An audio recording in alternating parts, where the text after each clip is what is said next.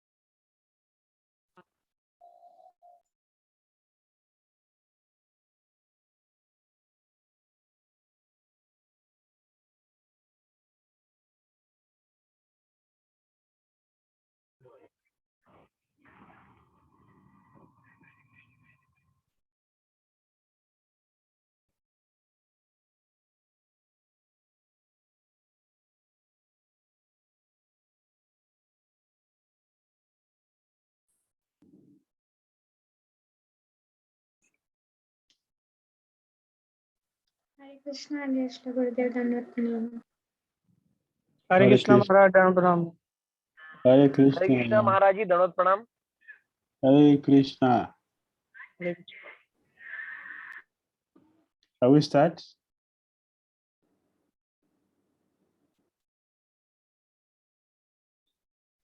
Yajnadhanishta Prabhu, can we start?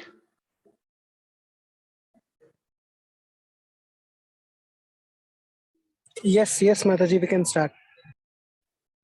Okay, thank you. You can hear me? Yes, Gurudev, we are hearing you clearly. Okay.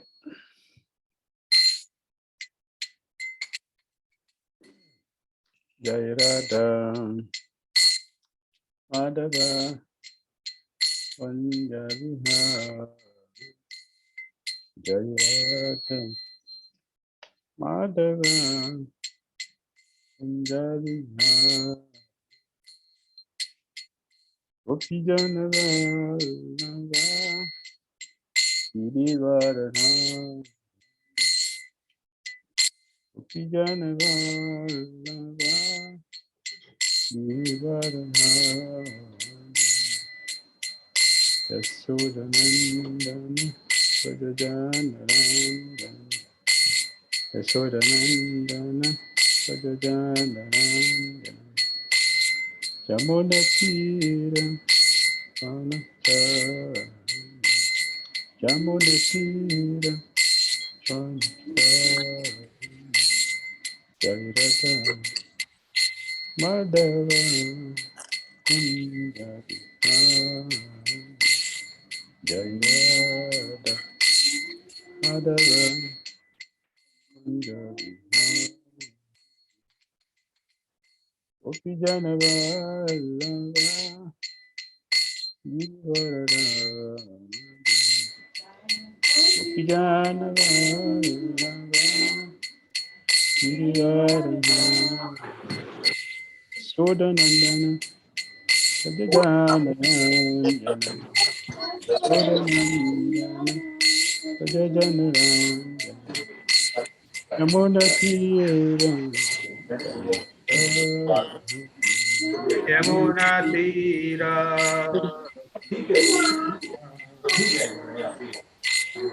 Hare Krishna Hare Krishna Krishna Krishna Hare Hare Hare Rama Hare Rama Rama Rama Hare Hare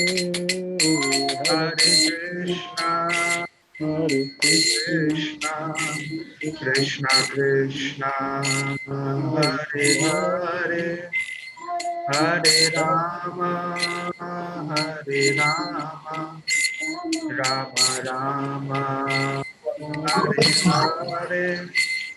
Hare Krishna, Hare Krishna, Krishna Krishna, Hare Hare, Hare Rama, Hare Rama, Rama Rama, Hare Hare, Hare Hare Krishna, Krishna, Hare Hare Krishna, Krishna, Krishna Krishna, Krishna, Hare Hare, Hare Hare Rama, Hare Rama, Rama Rama, Hare Hare.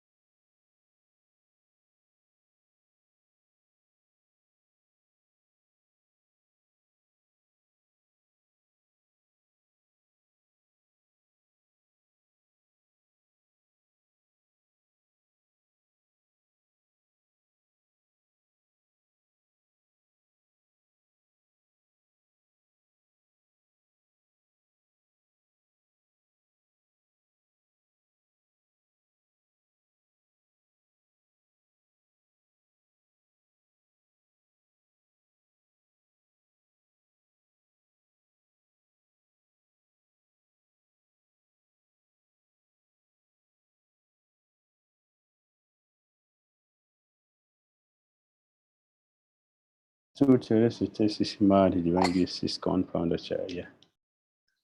Jagat Guru Sisi Bhakti Vedanta Swami Srila Prabhupada Ki Jai.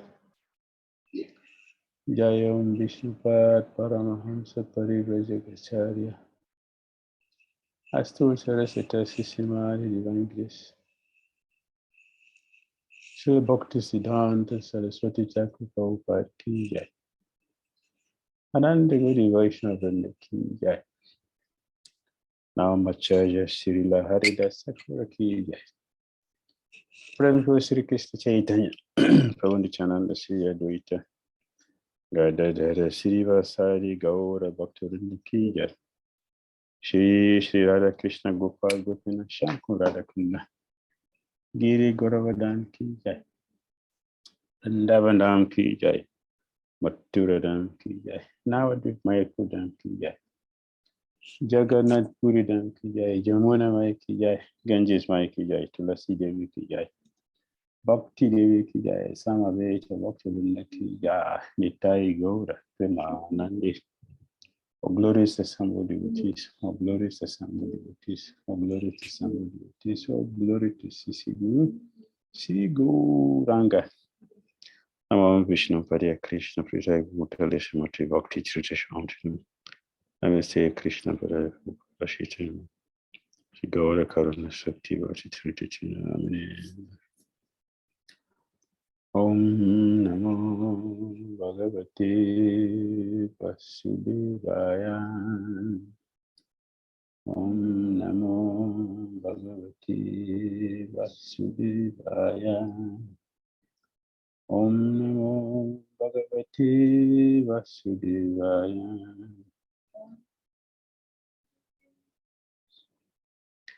Om Jnana Timirandasya Jnananjana Salakaya Chakshudunlitam Jena Tasmai Shri Gurave Namaha.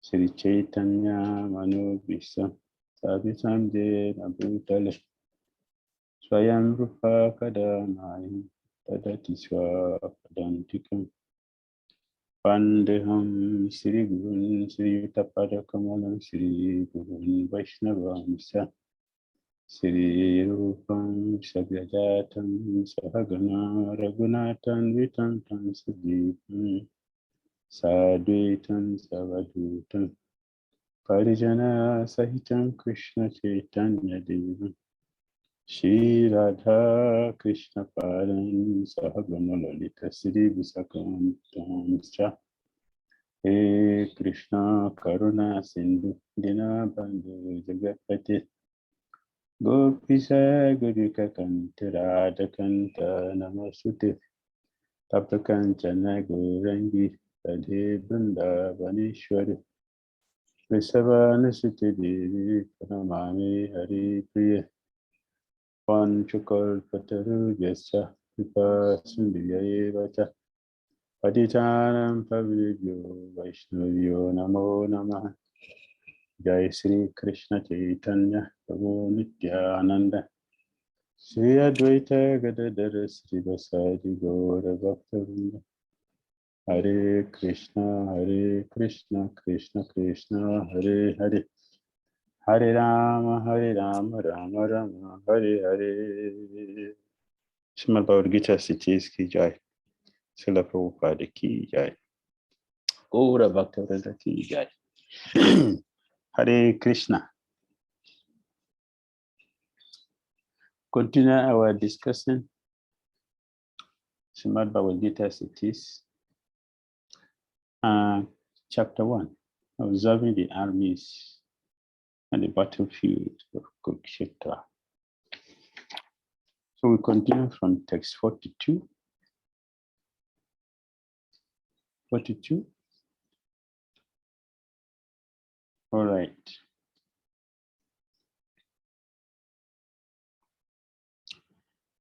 Dosai tarikula gnanam varana sankara karakai ulsadhyanti jati dharma kula dharmascha sashvata.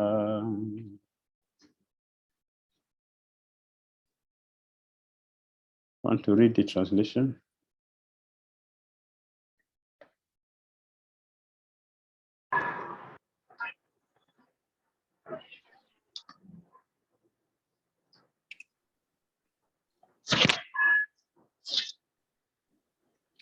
Anyone can read the translation so we can continue.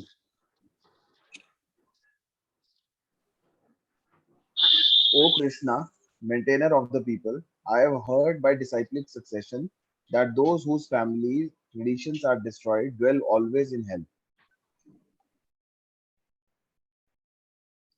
That is 43. What about 42? Sorry, Maharaj. By the evil deeds of those who destroy the family tradition and thus give rise to unwanted children, all kinds of community projects and family welfare activities are devastated. Yes. We have a Varnashram. This section is dealing with Varnashram. So the word used here before the 43, the word used here is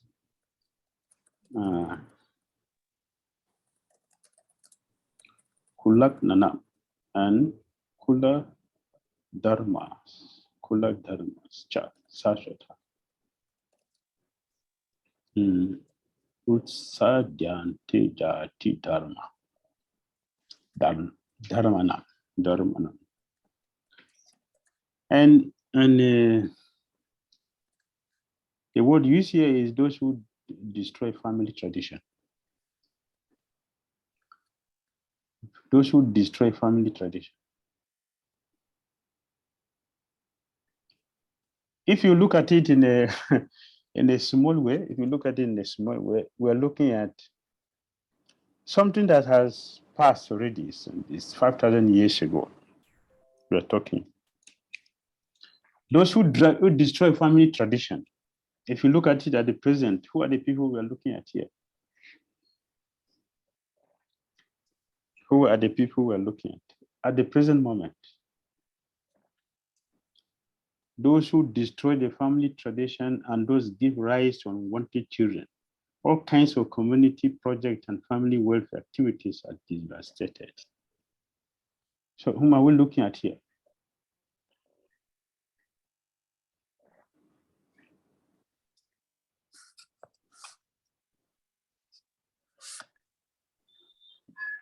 Maharaj, can you please, Carry on. please carry go on. ahead. No, please. I was asking something else. Please. No, I was just asking a question to Maharajji that you're saying who are we looking at in the present scenario? Yes. Family destroyers, those who destroy family traditions. So, But who Maharaj, don't follow, who don't follow the family traditions, or who are not much bothered about the overall traditions of families or where we are born. I think we are talking about common man today. Okay, thank you. Maharaj, I'm just thinking that except few, everybody comes in this category nowadays. Yes, thank you. Including. Yes, go ahead. Maharaj, just want to ask, can you please say what is the family tradition? Does it means like the culture of the family, or the any skill of the varna of the family, or specific set of culture that the family follows? What is family tradition in a way? What does it refer? Yes, you can look at it as the civilized culture, the tradition, like in this con also we have our tradition, which will mean that one is leading a very outstanding life, auspicious life, keeping to all the standards, all the principles. One is behaving very nicely. That is another way we can see it. So we can bring it even to our own self, our own tradition. So include that. Those who in a way, so you want to say like tradition means the civilized type of thing, or like the the morality in a way, the moral values. Yes, morality. We are preserving our culture, spiritual culture, Krishna conscious culture is part of it. Those who are following morality in the sense that we are following religious things to keep sanity in the society, that is part of it. Krishna conscious culture is part of it. So Maharaj, in this case, carry on. So Maharaj, in this case, by the mercy of Srila Prabhupada, all the souls who come by the blessing of Srila Prabhupada in ISKCON, they are only following this tradition, except out of ISKCON, no one. Thank you. Yes. So, Maharaj, isn't the tradition referring to like it is not spiritual, it is material in a way, because these things are, morality is also not spiritual. It is said like it is morality. We are looking at not just a materiality. We are looking also at spirituality, morality. I don't use morality in this 18th chapter. The word morality is there. So we are looking at it in both ways, both material and spiritual. Maharaj, is it more of a religious, which is between material and spiritual? Both religious, both spiritual. As a devotee, it has to do with us as well. How are we functioning? Our activities in Christian consciousness, is it preserving this culture of Christian consciousness? So we should think also in a broad way, not just the thing in the past. The life I'm living in Christian consciousness, is it helping this movement? Is it pushing this movement forward?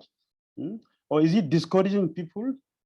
Family tradition. Am I keeping to religious principles, to the vows I have taken? This is tradition. That's what we are looking at. Is it clear? Yes, Maharaj. So, Maharaj, in terms of the people who are causing destruction of this family traditions, I guess it can be referred to the political leaders who are not encouraging this. Both political leaders and also the spiritual, even people who are not in Christian consciousness, some social reformers, they are also contributing. They are contributing seriously to what is happening, the destruction which is going on in the society. The politicians involved, the scientists are involved, the philosophers involved, devotees were also all involved. So we should not just look at it myopically. We should look at it the broad way so we can understand that this also has something to do with us as devotees. Make sense? Yes, Maharaj, makes sense. So Arjuna is addressing this. He look in Varnashram. What the Prabhupada said about Varnashram. Prabhupada said here, community project for the 4 orders of human society, combined with the family welfare activities, as they are set forth by the institution of Sanatana Dharma. What is that Sanatana Dharma? It doesn't include our culture, Krishna consciousness. Sanatana Dharma. Yes, Maharaj. It includes Bhakti Yoga, right? Yes, Maharaj. And then Prabhupada said, all Varnashram Dharma are designed to enable the human being to attain this ultimate salvation. This is how Prabhupada described Sanatana Dharma, and he connected it with Varnashram, an institution or a government which is making facility to help everyone to become Krishna conscious, to become religious, to do what we're supposed to do as human beings.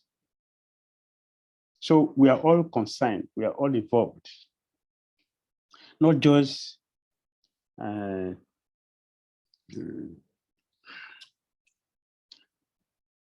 karmis, not just karmis, include everyone, especially human beings.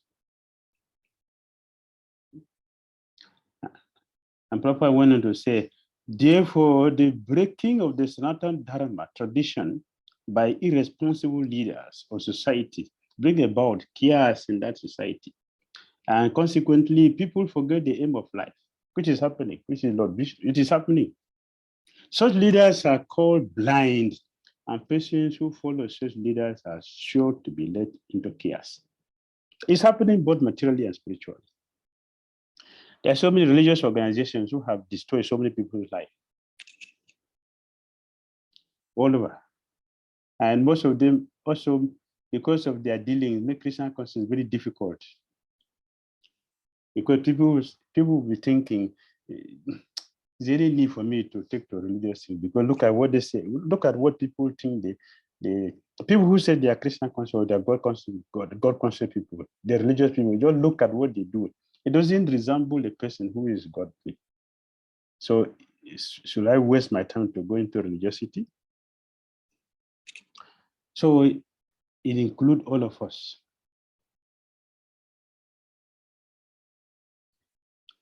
Does it make sense?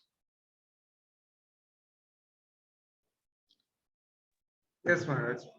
But right. Maharaj, is just a small thing. Like Prabhupada here describes community projects as a project which helps one to attain the ultimate goal of life, right? Yes. And the family welfare activity, Prabhupada has not explained that portion. Like, is it family welfare activities?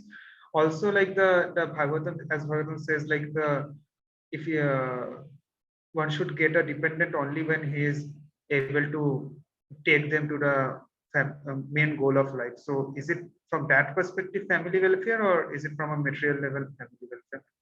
Like, you can look at it also in our own way. Krishna conscious family. It doesn't mean only you, your wife, and children. Krishna conscious family is include the whole ISKCON members. Okay, Maharaj, thank you. Yes. And if you want to look at it globally, it's a community. The whole world, this one community. So it is broad, not just limited to what we see now. All right. Next verse is 43, which is on the screen. Otsana kula dharam aman manusyanam janaradanam araki yatam basu avatiti anu shushruman. O Krishna, maintainer of the people, I have heard by disciplic succession that those whose family traditions are destroyed dwell always in hell. All right, so the word here is Utsana Kula Dharmanam. Can you move forward? Yeah. Of those whose family traditions are spoiled. What is the family tradition of a Vaishnava? So we mentioned before that our Krishna consciousness is what? It's a family. So Prabhupada put it here. Our only tradition is how to satisfy Vishnu. That is a tradition of everyone, see? But especially Vaishnava, because it is only Vaishnavas who are going to save this world. Therefore, this verse is specifically talking to us because the politicians are not going to help us, the scientists are not going to help us, the philosophers are not going to help us. Only Krishna consciousness, Krishna conscious devotees will save this world. So we must be very alert, very careful, how to keep Lord Vishnu or Krishna satisfied. That is our only business. You see, I brought it to our so that we are all responsible, we are all connected. And his prophet put it here. His prophet is saying, he's speaking to us here. We have to be very careful. Our only business is what is to keep Vishnu, Krishna, satisfied. That's our business, keep him satisfied. So you should not neglect it. Then Ursana Kula Dharmanam. Then you will spoil everything. When you have invited Vishnu or Krishna, Chaitanya Mahaprabhu, to accept your service, you must be very, very careful how to render service. Anu Shushurma. Anu Shushurma.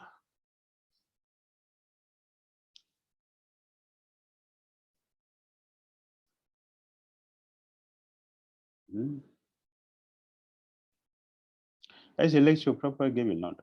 Show the lectures in London. July 30th, 1973.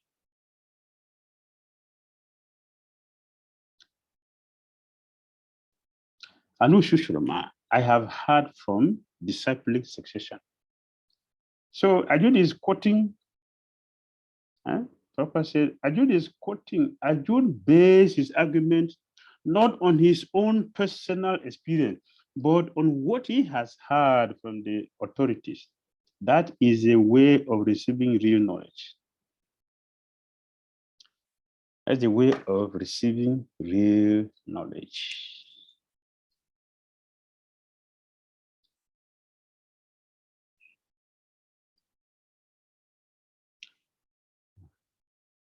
One cannot reach the real point of factual knowledge without being helped by the right person who is already established in that knowledge.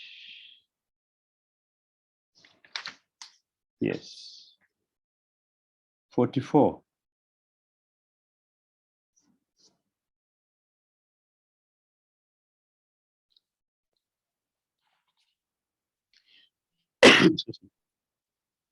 Ahobata mahapapam karutum vyavasita vayam jadrajya sukha lobhena hantum swajanam udhyata.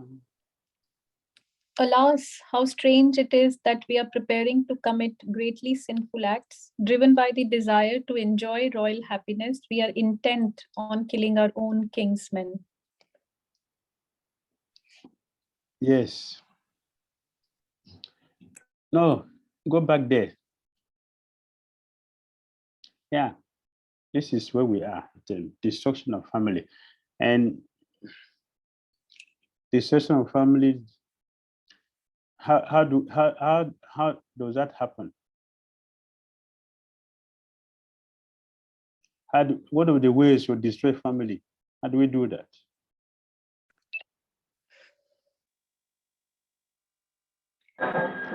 Look at the screen. Look at the screen. By disobeying the elders. Yeah, it's the death part. Yeah, death of the elders. When the senior people are not there, who is going to teach us the right thing? Yes. Destruction of family religious traditions. Yes, go ahead. You know, I was just thinking it's a very small point that I mean there could be families where there are elderly people in the family, but if they are not following the traditions, it doesn't matter whether they're alive or dead, isn't it? I mean, it is like yes, if they are themselves not religious, so their existence doesn't make any sense. In fact, it's even adding to the problem. That is the point you are making. Yeah. Yeah. They are existing. The duty of the point is that the elders are supposed to be responsible elders. That's the point. They should be responsible elders. Those who have been trained, they have wisdom, then they can lead. So Arjuna's point is that if they are not there, if the responsible people who are not there, people with wisdom, people have been trained, are not there, there will be difficulty, there will be problem. This is Arjuna's point. We should not destroy the elders. We should not destroy those who are there to lead us, to guide us. So if they are not there, nobody is going to guide us. And then there will be a problem. That is the point Arjuna is making.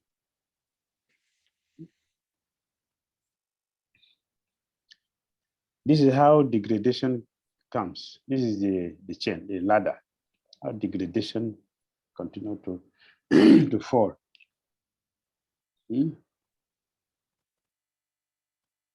All right.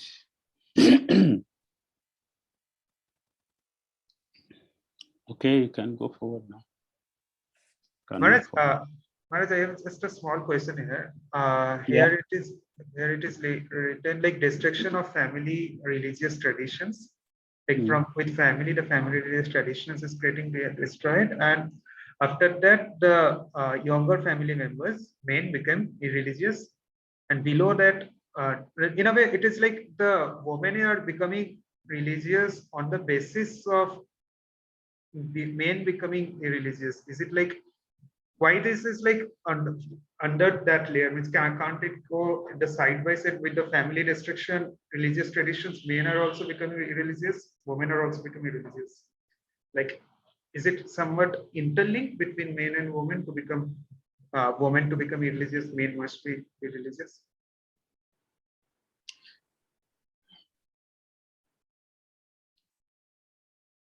I'm trying to understand your question. I just trying to ask, like in the chart, the diagram it is presented, Yes. each block is connected with the above block. Like in a way, you can see like each subsequent block is the result of the previous block, or the first is the cause, then the next is the result. Again, that is the cause for the next result. In this manner, it is happening. Yes, dissolution of family, what the result? That the dissolution of family religious tradition, there will be no religious tradition because those who are to teach, they are not there, they are already dead. Therefore, religiosity is also gone. Who is going to teach? Nobody is there to teach, right? Yeah. And when that happened, what happened? The younger family members, they become religious because what is their position? They have no training, which we are already seeing these days. The youth are not interested in anything spiritual. They have their own way. Why? No leader, no teacher is there. Everyone is given freedom to do whatever thing we want to do. That is what he said. So younger family members, become religious. And when women see this, so this is an opportunity for us, they will also become irreligious. Women become polluted, become unchaste, become degraded. And the result is what? What's the result? Unwanted progeny. Unwanted progeny. Causes Maharaji. Yes. Maharaji, the first point is destruction of family, death of elderly. It's written. Death of elderly is definitely going to take place as the age grows. The point is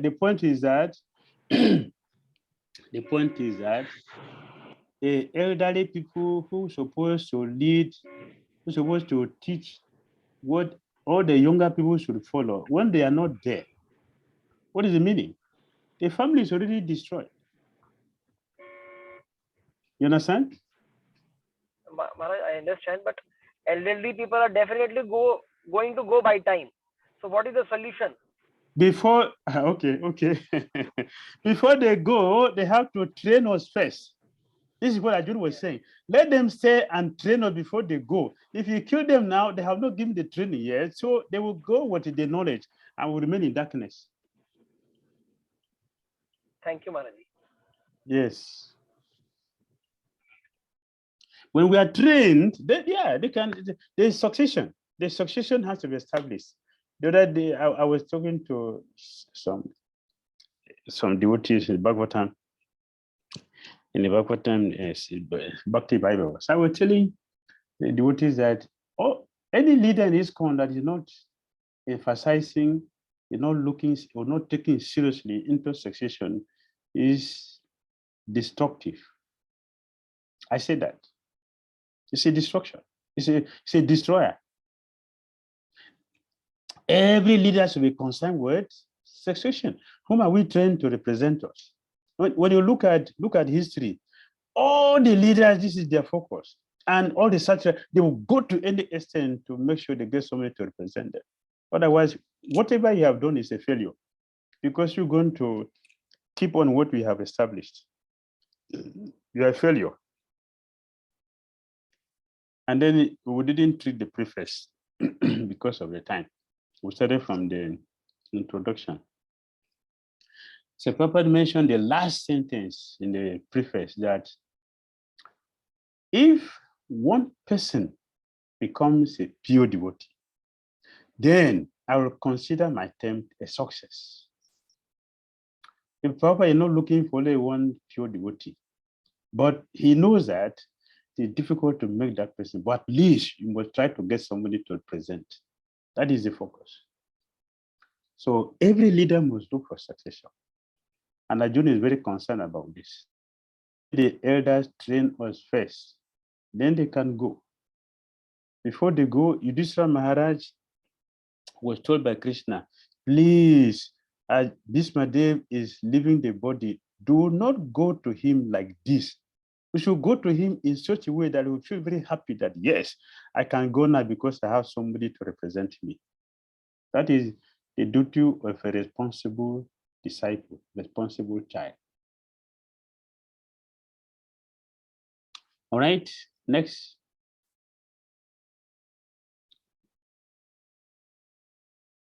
We are in the 44. Arjuna is speaking. Arjuna is speaking. Yeah, you can go to 45.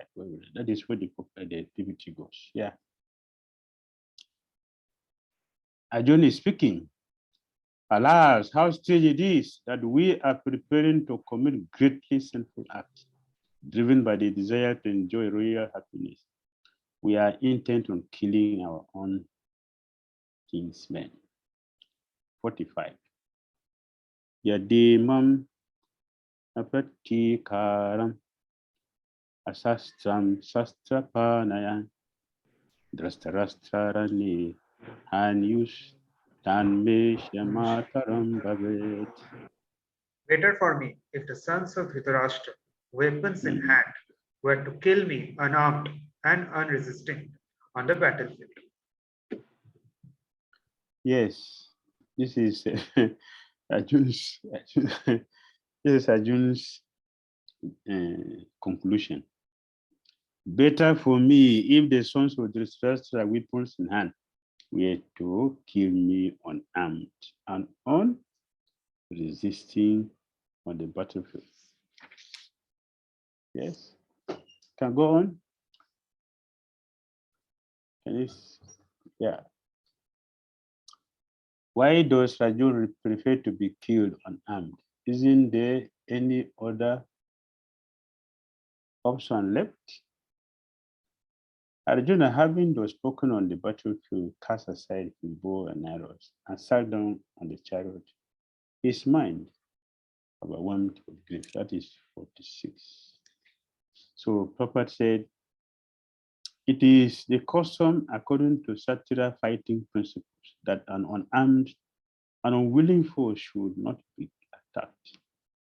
Arjuna, however, decided that even if attacked by the enemy in such an awkward position, he would not fight. He did not consider how much the other party was bent on fighting.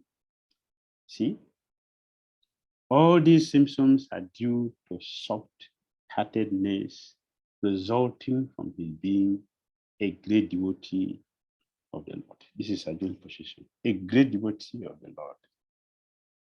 Therefore, 46, Sanjaya Uvacha, Evam Uparjuna Sankhye Tato Pasta Upavisat, Yisriya Sasaram Tapam Sokasa Sangviknasa Manasa. Sanjaya said, Arjuna, having thus spoken on the battlefield, cast aside his bow and arrow and sat down on the chariot, his mind overwhelmed with grief. Yes. Arjuna had vowed to kill. Something happened. Something happened in the battlefield. And the Kshatriyas, they have a principle, they have a rule. They like to be challenged, and they like it. They like to be challenged. They can show their strength. They can demonstrate their ability in what they can do. So they are all very, very proud. Kshatriyas are very proud. Brahmanas are very humble, but Kshatriyas are very proud. Very, very. It's part of their life. Yes, that is part of them. So, but here we see Arjuna declaring that he does not want to fight, even if Duryodhana will kill him, violating the principles of Kshatriyas. Arjuna doesn't care. And Prabhupada said, yeah, that is the quality of a devotee. Okay, that is chapter 1. Hare Krishna Maharaj. The first chapter of the Srimad Bhagavad Gita in the matter of observing the armies on the battlefield, etc. Yes. Maharaj, I want to ask one thing, that it is said that any soul who is taking birth in Kali Yuga is born Shudra. And Yes. by the mercy of Srila Prabhupada, we are chanting, we are reading, and we are trying to be Brahman, trying to adopt the Brahminical culture, the Shuchi, the things we try to do. Like, it means that we are not of this. There are 4 ashramas: Brahman, Kshatriya, Vaishya, Shudra. So we are Shudra, but we're trying to cultivate the qualities according, and as Srila Prabhupada said, according to qualities, one is confined to the ashrama. So it was just a little question coming to my mind. It might be wrong also, but it means that we can change our ashram, varna. So like Arjuna is Kshatriya, but he is getting all the qualities. Is Maharaj here? Yes, I'm here. I'm hearing you. Okay, okay. Yes, So I'm here. okay, Maharaj. So I was saying, Maharaj, that as Arjuna is also becoming so humble. He's getting all the qualities of Brahmana. So is it like that that he's also, his Varna is also getting changed according to his divine qualities, which he's getting of devotee? Like, Yes, we are we are practicing Krishna consciousness from a very low varana. Very low varana. Below civilization starts from Shudra. That is where civilization starts. And below Shudra, Mlechas, Yavanas, Kiratas, Pulindas, Abiras, Shumba, Aborigines, and many more like that. All beyond the Vedic culture. So we are beyond that. And Krishna consciousness has given us a promotion to rise, not even the Brahmana from Vipa to Brahmana to Vaishnava. We have taken way back the bottom to the top of a mountain. That is what has happened, is going on. But that does not mean that we have become it doesn't mean that we have become pure devotees. We have been given a chance. The chance has been given us now. So now we have to take full advantage of what has been given to us and gradually develop all these qualities of civilized person, gradually. So it is going on gradually. Proper use the word gradually. Step by step we are going on. So we continue to be on. So your question was, if that is what is happening to Arjuna, that he has been a Kshatriya, now he has been promoted to Brahmana, to Vaishnava. Arjuna is a natural devotee. It's a natural devotee. You see, when one tries to hide, if you try to hide the symptoms of a prema, and for those who have, when we see the scripture, you see sometimes people try, those who have it, they try to hide it, but sometimes it is spill over. Sometimes, Chaitanya Mahaprabhu, sometimes it will spill over. When he came to see Ramananda Rai, he couldn't hide, it came out. So sometimes it happens like that. Haridasa, sometimes it happens, they will fall unconscious. So that's what is happening. Arjuna is a natural devotee, although he is representing us, but these qualities come out sometimes. They will surface. So Prabhupada is saying that is all these symptoms are due to soft-heartedness resulting from his being a great devotee of the Lord. So yeah, it is spilling over sometimes, so we can see it. That's what is happening. All right. yes, Maharaj. Thank you so much, Maharaj. Hare Krishna. Now we move to chapter 2. Content of Gita summarized. This is the chapter. Content of Gita summarized.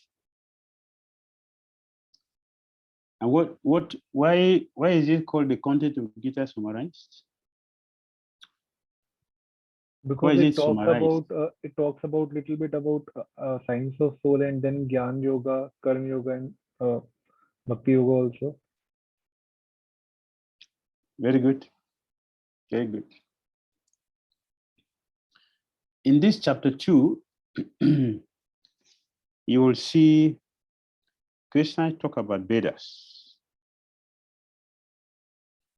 In text 42, 45, and 53, about Vedas. Are you taking note of that? The Vedas. Text 42, that is 242, 245, 42 to 45, and 53. Krishna will talk about Vedas. Karma Yoga or Buddha Yoga, it is 39 to 53.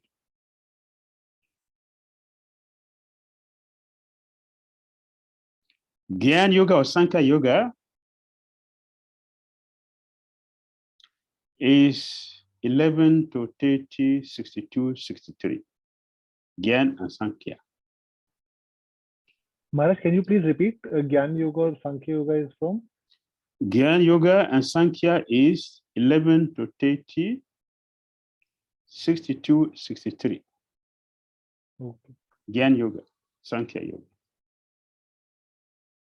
Ne Atma. Atma in chapter 2, Krishna, you see in text 12, 13, 16, 17, 20 to 25, 29, and 30. You got it? Yes, Maharaj. 12, 13, 16, 17, 20 to 25, 29, and 30. Also, Krishna teaches about detachment to sannyas. Detachment to sannyas. 48, 52, 55, 71. Then Samadhi.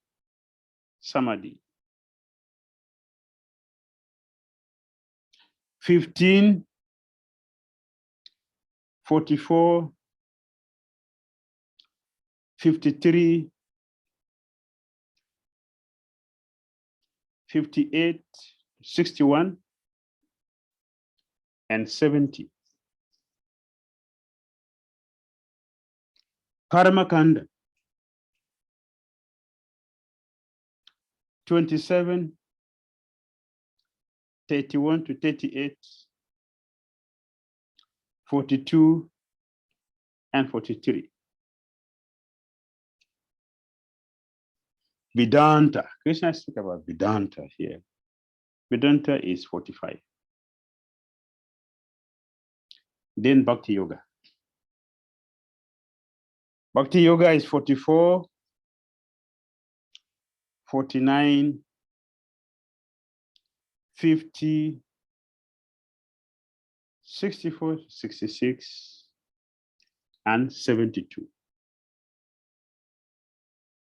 All these combined, it is summary of the Gita in this chapter 2.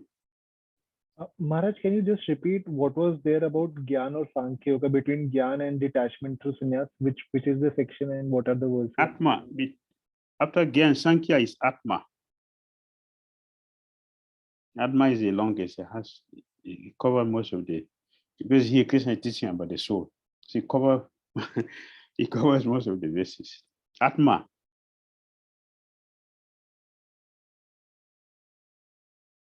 You get the verses? Maharaj, I need the verses also, if you can tell. 12, 13, 16, 17, 20 to 25,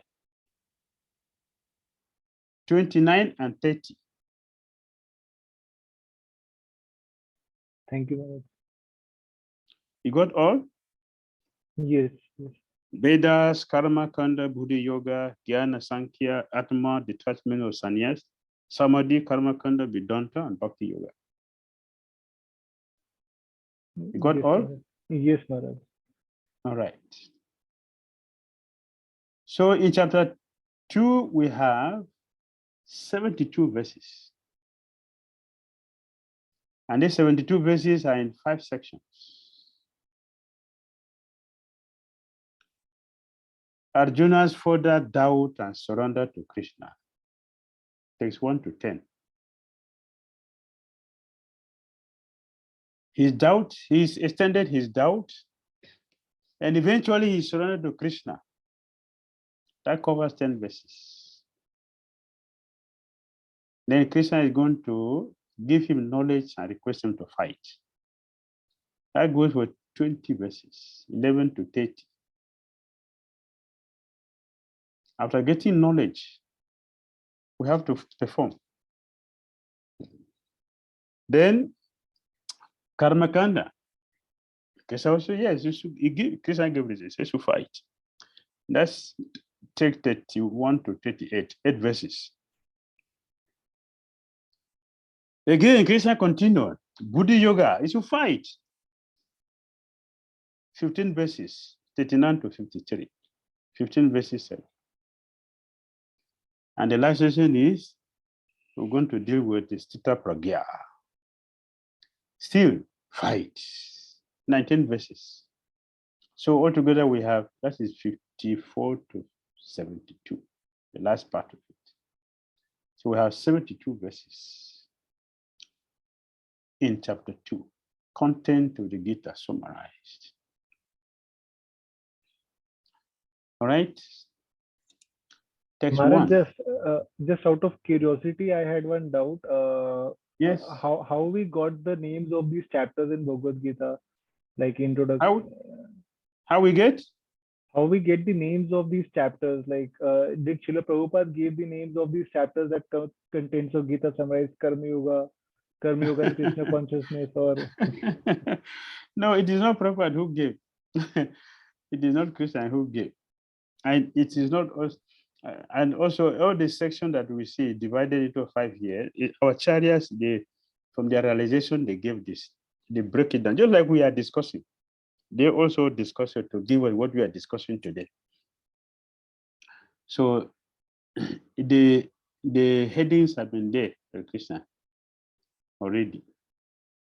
So Papa simply presented what Krishna has given. It didn't change anything, but it made it easy for us to understand.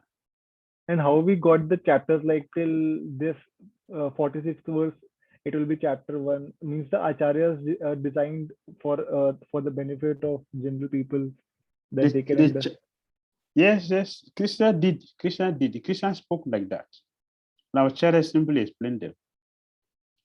The chapters are not given by the Acharya. The chapters are given by Krishna himself. But the divisions, the section which we are dealing with, like here we have 5 sections. These are given by Acharyas. After studying, they can see this to this, deal with this, this to this, deal with this, this to this, deal with this. Fight after giving knowledge. So Krishna explained. So when you look at it very carefully, you see this section, Krishna is talking about knowledge. He's giving knowledge about the soul. So our Acharya, they gave this. They make this division so we can understand. Otherwise, it is just one place, but they dismantle all of them into sections so we can understand, have a full understanding about them. We already talk about Gyan, we already talk about Karma Kana, we talk about Buddha Yoga, we talk about the Saran,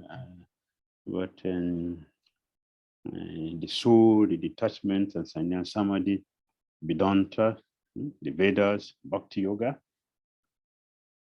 They are all inside here. Maharaj, as Vyasdev had written all the Vedas and Mahabharata, so did he divide them into chapters as Bhagavad Gita comes as part of Mahabharata? So did he divide Bhagavad Gita into chapters, as he was the literary incarnation of Lord? So did he divide these into chapters? Because when Krishna would be speaking, it is not that now this is chapter 1, chapter 2. So since Mahabharata was written, so Krishna gave it systematically.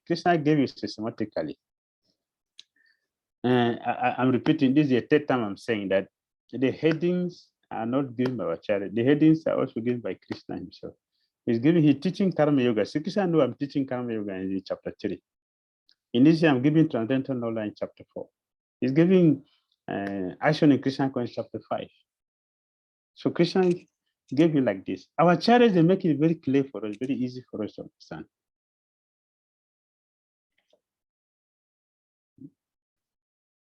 Yeah, yesterday he simply compiled. Usually he wrote it. He just compiled what is already there.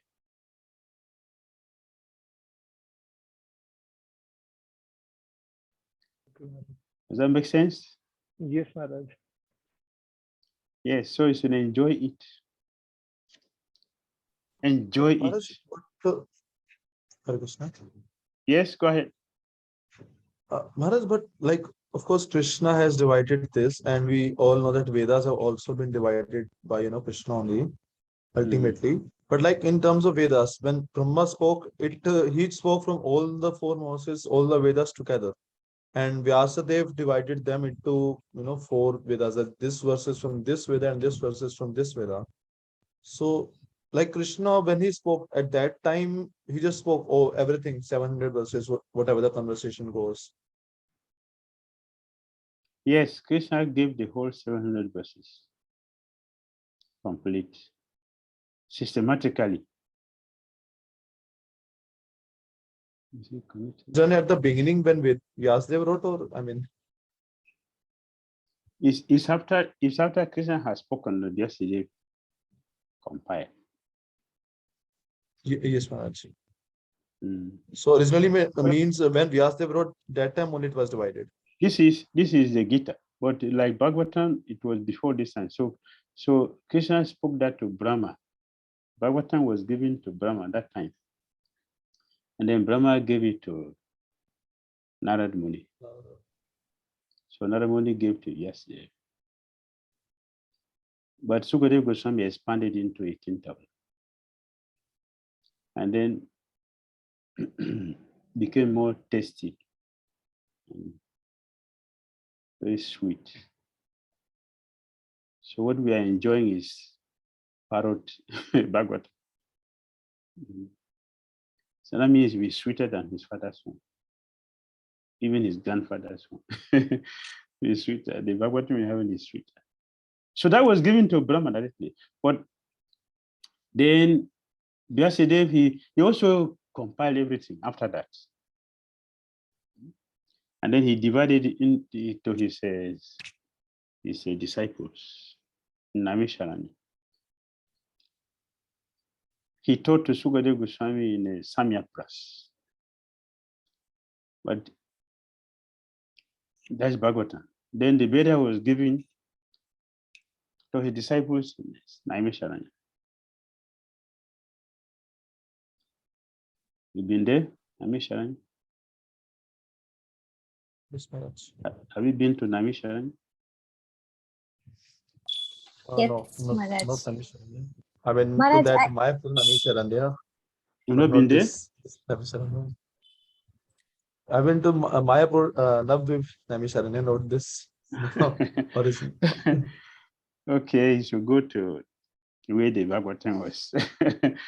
And the Veda was and this divided. You should go there also. Very nice, very nice, very nice, beautiful place. I used to go there every year, but because of this pandemic, I have not been there. But every year I should visit there. So you should come. We'll go there. You will love it. Very sweet, very very sweet place. So nice. Rukmini has been there. So Maharaj, just to confirm, so this means that ultimately when Vyasadeva wrote Mahabharata, that time he wrote in this manner only, chapter 1, this verses, chapter 2, this verses, with the names. Yes, yes. Okay, thank you. Yes. Yes, Rukmini, Maharaj. you've been to Naimisharanya? Yes, Maharaj. I also went to Mayapur Naimisharanya. Oh, okay. There's a blessing that if you step your feet, in Naimisharanya, all the sins are destroyed, all completely.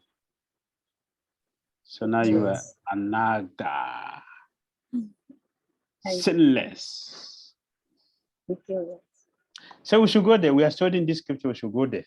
It's very, very important. It helps us. So we should go there. All of you should go. Should go there.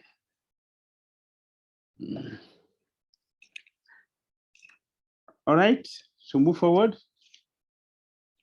Yes, please, Maharaj. Okay, text 1.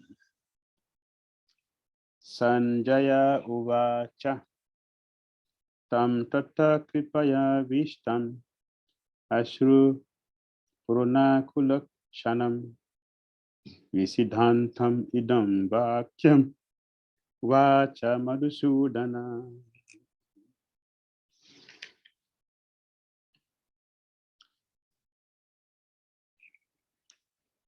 Literal translation. See, Sanjaya said, seeing Arjuna full of compassion, his mind depressed, his eyes full of tears, Madhusudan, Krishna spoke the following words.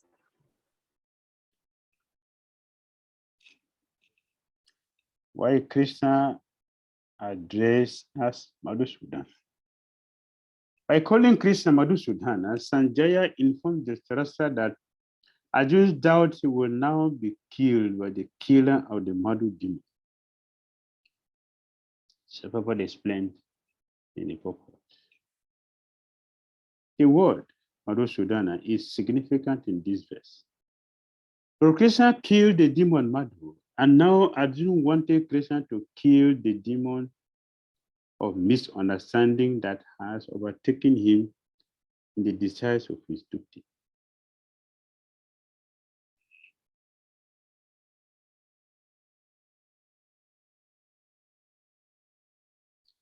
This is why Arjuna addressed Krishna here as Madhusudana.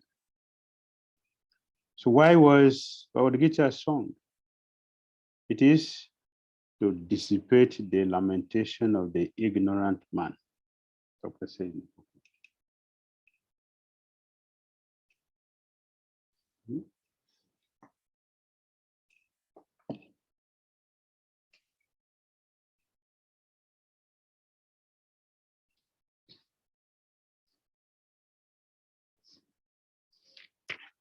All right. Yes, Maharaj. Text number 2. Shri Bhagavan Uvacha Kutastva Kasmala Midam Isame Samupastitam Naryan Justama Swargyam Akirtikaram Arjuna. The Supreme Personality of Godhead said, My dear Arjun, how have these impurities come upon you? They are not at all befitting a man who knows the value of life. They lead not to higher planets but to infamy. Hare Krishna. Thank you. Yes. You see what is Krishna is doing? What is Krishna doing here? What is Krishna doing? Chastising Arjuna. Chastising Arjuna. Chastising, yes. Yeah, chastisement. It's the first time Krishna is appearing, and his duty is to chastise the student. This is the duty of a teacher, to chastise the student so that the student will be properly positioned to be able to assimilate and get everything which is necessary to be understood. Yes. Import of word Bhagavan, ultimate feature of the absolute truth. Brahman, Brahman, Bhagavan. Sun sign, sun surface, and sun globe. This example. So Bhagavan means what? The possessor of all the 6 opulences in full. We have partial and full. Krishna and the Supreme Personality of God are identical. Therefore, Lord Krishna is referred to as Bhagavan throughout the Gita. Bhagavan is the ultimate in the absolute truth. The absolute truth is realized in 3 phases of understanding, namely Brahman, or the impersonal or pervasive spirit, Paramatma, or the localized aspect of the Supreme within the heart of all living entities, and Bhagavan, or the Supreme Personality of God, Lord Krishna. Yes. Okay, can go forward. Let's see. Hare Krishna Maharaj. So, yes. Maharaj, I wanted to ask in regard to this, that now like it is being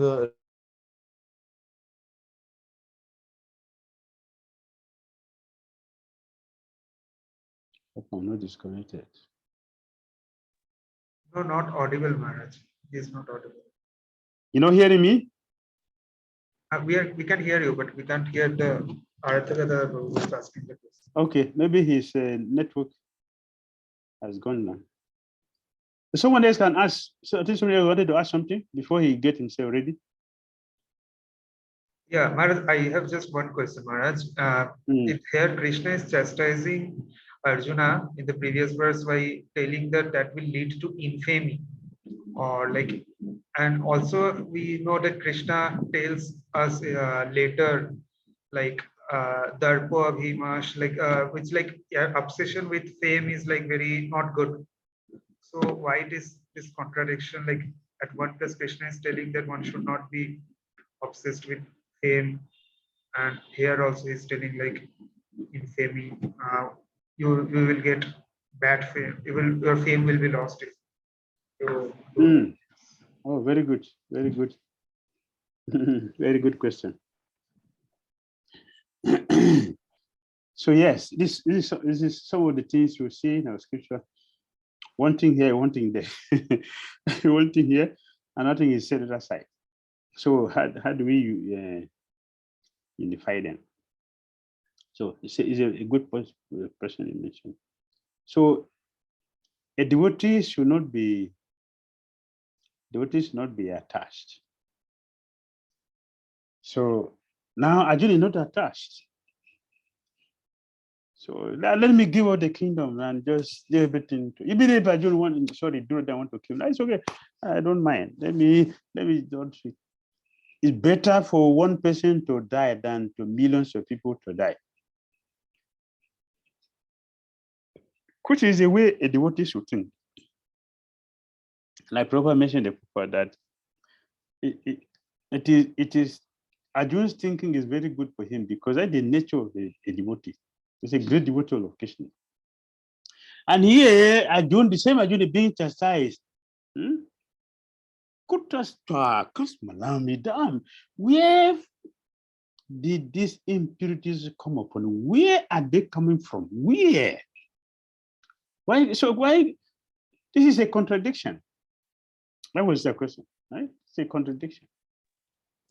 No, it is not a. No, it is not a contradiction. It is not a contradiction. Krishna is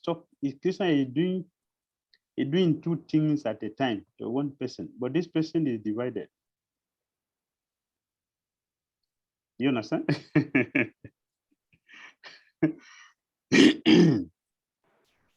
No worries, I was not able to get divided. Yes. Don't worry. I will explain to you. Yes. I'll give you an example. I'll give an example to that uncle. The devotee. Okay, you see, in the first canto of Bhagavatam, chapter 7, and Drona's son Aswatthama, he killed the Pandavas' children. And Draupadi was very mortified to see her babies were killed. She cries so intensely that it pains Arjuna's heart.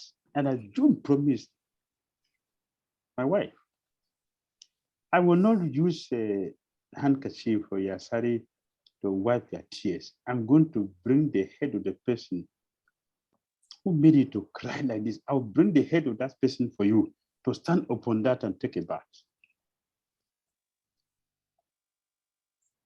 And Arjuna went after Aswatthama and brought him. After insulting him, arrested him, and brought him before Draupadi. He said, no. Release him, please. Release him. Don't do this. I don't want to make another person be a widow like me. Please. I don't want to make another person cry like I'm crying. Please release him. You are Arjun today, you are mighty Arjun today because of him. His father trained you. He's your guru. So there was a heated argument. What is argument? It's a Brahmana. A Brahmana should not be killed. And then the activity he performed, is it the Brahmana? Is it a Brahmanical activity? No. So what to do? So here, the same thing happening here. Here, what is happening is that as a leader, as an authority, you're managing a temple, and a situation like this happens. It requires maturity, wisdom to deal with a situation that will be beneficial for others. Otherwise, you're going to create a lot of problems.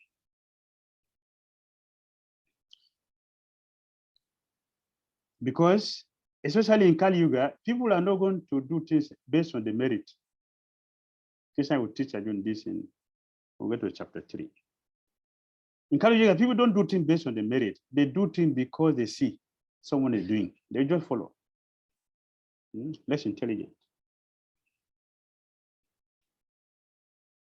Therefore, one has to be very, very careful to do things in a way that everybody will benefit. So in this, Krishna is chastising Arjuna and calling him, he told him here, Arjuna said, Ana Arya Justam Aswargyam. Can you put it? Can you put it on?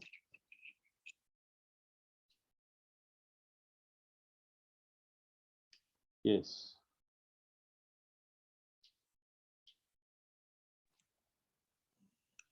Here, Krishna is expressing surprise because in the presence of the Supreme Personality of Godhead, Arjuna's lamentation for his kinsman is certainly unbecoming. 2, such impurities were never expected from a person belonging to the civilized class of men, known as Aryans. And then Krishna concluded that this will not lead you to Aswargyam. It will not take you to a higher planet because you have acted below your standard. So what is happening here? What is happening here? A Kshatriya has a responsibility to do. He should not be afraid. But a devotee also has his nature. A devotee has a nature. It has a standard to follow. A Kshatriya has a nature to follow. It has a system that it has to follow. So for a Kshatriya like Arjuna, for Arjuna, as a Kshatriya, he should not be lenient because Kshatriya should not practice non-violence. A Brahmana should practice non-violence, but a Kshatriya should not practice non-violence. So that's why I say there are two persons here. The previous chapter, the end of chapter 1, Prabhupada said, because Arjuna is a great devotee, he behaved like this. It is proper. That is a devotee. It is not wrong. But for Kshatriya, it is wrong. The Christians are addressing that here. We should do our duty without compromise. Does it make sense?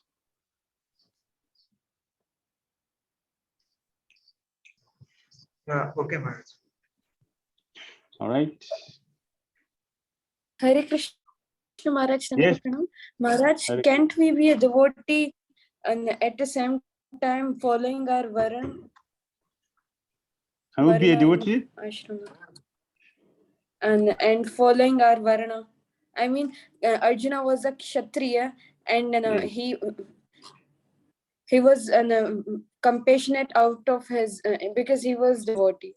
So now he has to just leave his compassion because he is a Kshatriya. So can't he at some time become a devotee and Kshatriya at the same, follow these two? Yes. Yes, can be a devotee, Kshatriya, and be a devotee. Can be a Kshatriya, can be a devotee, Kshatriya. Yes, but you cannot mix your bhakti with your duty. You have to do your duty and do your devotion also. For example, if you have a business, you have to, when you're in office, you have to deal with people based on the business. You don't bring bhakti inside. If you bring bhakti there, you will not succeed. Even if a devotee works there, if you do something, you have to chastise, you have to shout, you don't do this. You saw Hare Krishna, a business will fall down. It will close. All right. Maharaj, I have a question.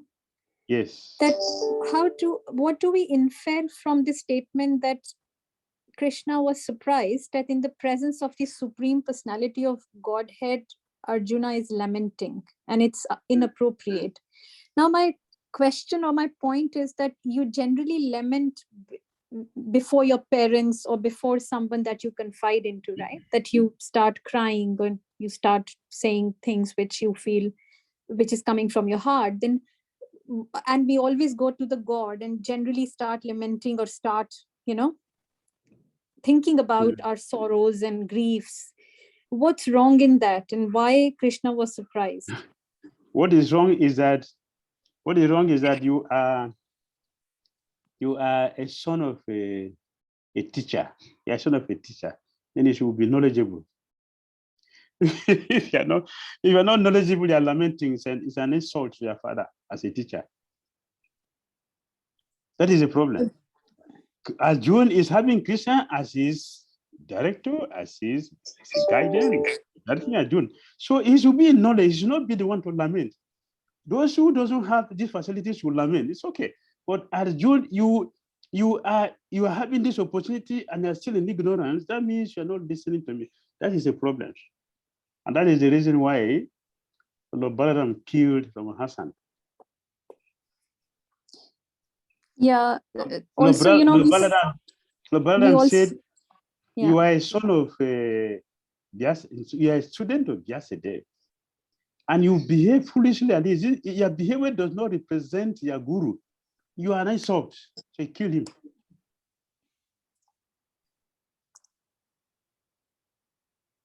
So if your parents are educated, civilized people, I'm not just talking of academic education, then they're supposed to guide you properly to have the knowledge, have the realization that there's a difference between the soul and the body.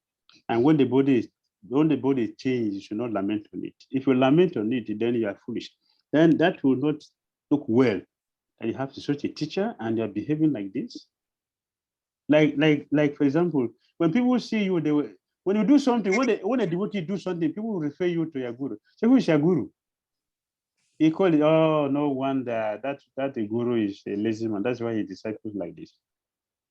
And if you do something, people say, who is your guru? Say, oh, I'm not surprised. I'm not surprised with your wonderful performance. I'm not surprised because your guru have trained you very well. We know your guru. So Krishna told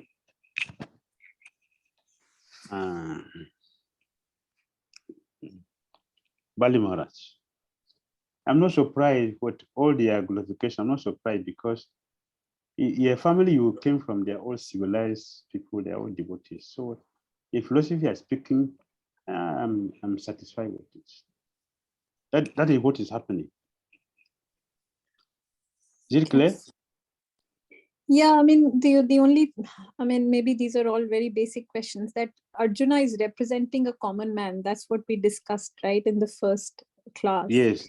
If he's representing a common man, then he would lament, right? That's what we all do. What is expected from us by the God? Would God be surprised if we start lamenting? God is expecting that after studying Bhagavad Gita, we should not lament. We should be equipped with knowledge that will be rejoicing and know exactly what to do. So Krishna is telling Arjuna that you come from a very high family, and I'm also your guru. So it's expected you should know what is right. You came from a very high family tradition. So you should be civilized person.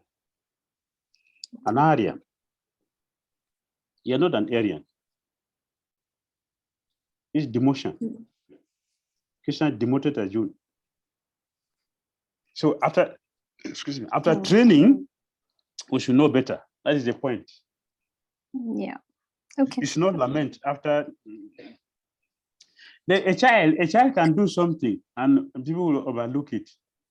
If an adult does the same thing, the whole world will laugh at it. So what is this? Are you a baby? Yeah. This is what Krishna is doing. Look at your family. Look at the family from father, from mother side, and look at me. Look at our relationship. You should not be a person lamenting. Yeah. All right. Yeah. Yep. Yeah. Thank you. Yes. An Aryan, you son, befitting a non-Aryan, a person who doesn't know the value of life. This is the way you're behaving. This is the way you're behaving. This is nonsense. Don't do this. Yes, go on. Let's see what Krishna has to tell them.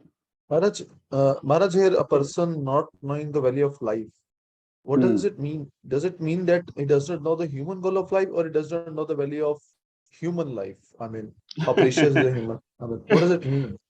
It means that we don't know what is the difference between the soul and the body.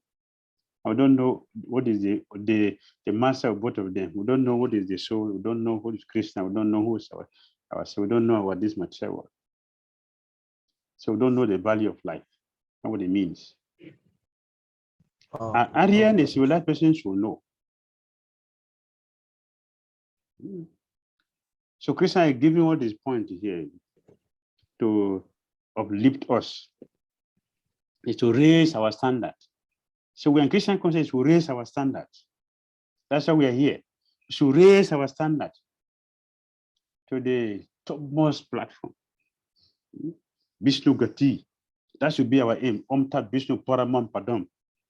That is where we should look up to.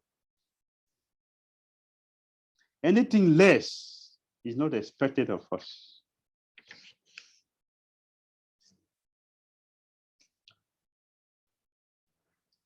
What's the result of non-Aryan act? No spiritual progress. A critical infamy in this life. Aswargam doesn't lead to higher planet in the next.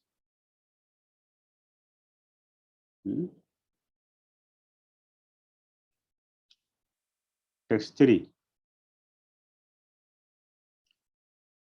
Klebyam masma kama parta naita tvayu papadati shudram hridaya drobhalyam chaktu tishta parantapa. O son of Partha, do not yield to this degrading importance. It does not become you. Give up such petty weakness of heart and arise, O chastiser of the enemy. Yes. Krishna immediately decries Arjuna's decision with the word klebyam, importance. Importance. Who want to have an important husband? Anyone? Want to marry important husband? I'm asking. Or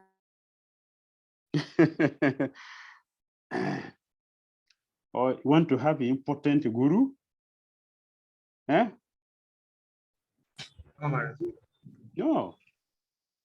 No. We don't want that. See, immediately Krishna, Kshatriyas are by nature proud and viril. They are accusing Arjuna of impotence and weakness. Krishna slaps Arjuna. It's a slap on Arjuna's face.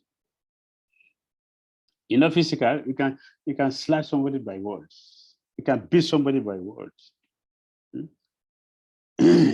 Dhirodan slapped and beat Mahatma Vidura. With what? Who asked him to come here? This person I'm keeping and maintaining his spine against me for the interest of my enemies.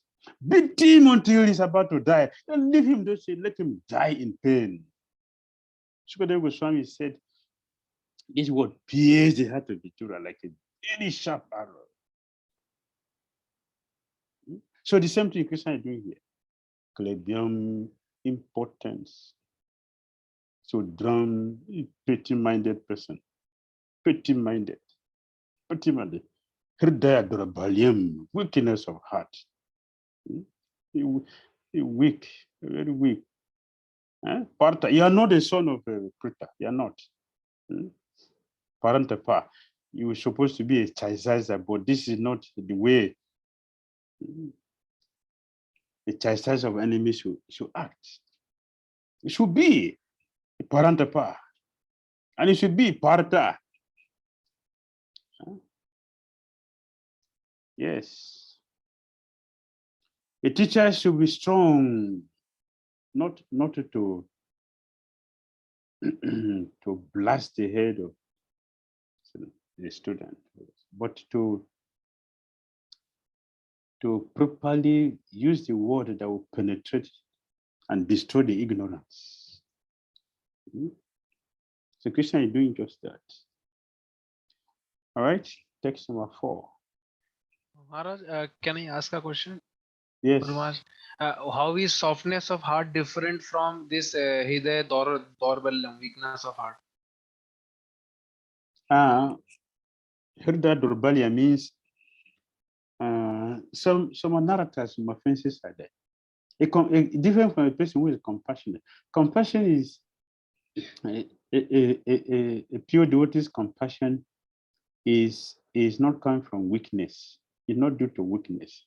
A pure devotee is naturally compassionate because the heart is pure. Therefore, he sees the need to help people. But weakness of heart is different. Weakness of heart is another. It's contamination due to the desire to criticize, to speak ill and blaspheme others, to find fault with others, to be very critical of other people. This is that rebellion, weakness of heart. It's different from a pure devotee's heart being very soft and full of compassion. He wants to preach, he wants to extend himself or herself to the extent of be able to save so many souls. That is compassion. That is not that rebellion. That is compassion. Okay, Maharaj. Yes. So Krishna has chastised Arjuna severely. So text 4. Arjuna uvacha katam bhishmam aham sankhye dronam cha madhusudana ishubhi prati yusyami ujaro arisudana. Arjuna said, yeah. Yes.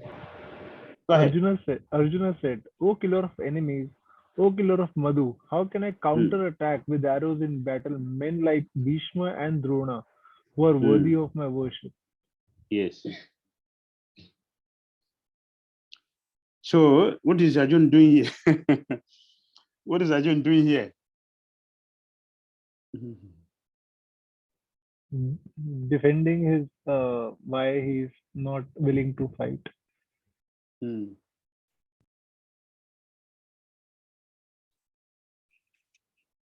Arjuna wants Krishna to know that his decision not to fight is due to strong-heartedness, not weak-heartedness, as the Prabhupada mentions, offering even a verbal argument to one's superiors transgresses Vedic etiquette. What to speak of fighting and killing them. You killed the demon Madhu. Therefore, your name is Madhusudan. But you are asking me to kill my grandfather and teacher, Bhishma Dev. You want me to be Bhishma Sudana? Is that what you want me to do? Bhishma is my grandfather. He's not my enemy. Drona Sudana? Sudana means killer. So how can I be that? Huh? You did not kill your teacher. You're asking me to kill my own teacher. You didn't kill him. Krishna, what is this you're telling me? I'm not speaking because of weak-heartedness. I'm speaking to it because of my heart is very strong. I understand that one should not even offer a verbal attack on the elders. What about killing them? It is not said that you kill your grandfather Ugrasen. You didn't do that. Go back a bit. Yeah. He didn't kill their grandfather. Will Krishna ever attack his own grandfather, Ugrasena, or his teacher, Sandipani Muni? No, Krishna will not do that. And you are telling me to kill my own grandfather, Bhishmadev, my teacher, Dronacharya. Even when your own teacher, your guru's son left the body, you went and brought the child back. And you asked me to kill my own father, my own grandfather, my own teacher. What instruction is this? Pujaro, those who are worshiping, they need my respect, not my fighting with them. One who is so disobedient to the elders would never be met with auspiciousness. One who is disrespectful to the elders will never be met with auspiciousness. Only inauspiciousness. So, Krishna, what are you teaching me? What are you teaching me?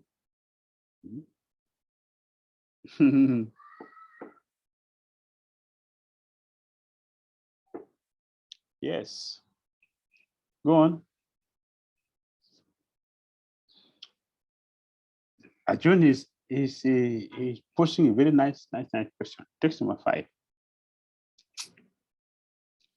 Gurun ahatwahi mahanu bhavan shayo bhuktan paik sham apiha loke hatvarata kamamstu gurun ihaiva unji yabogan udira padigdhan.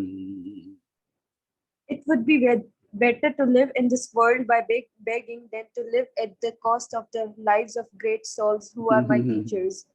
Even though desiring worldly gain, they are superiors. If they are killed, everything we enjoy will be 10 worthless. Yes.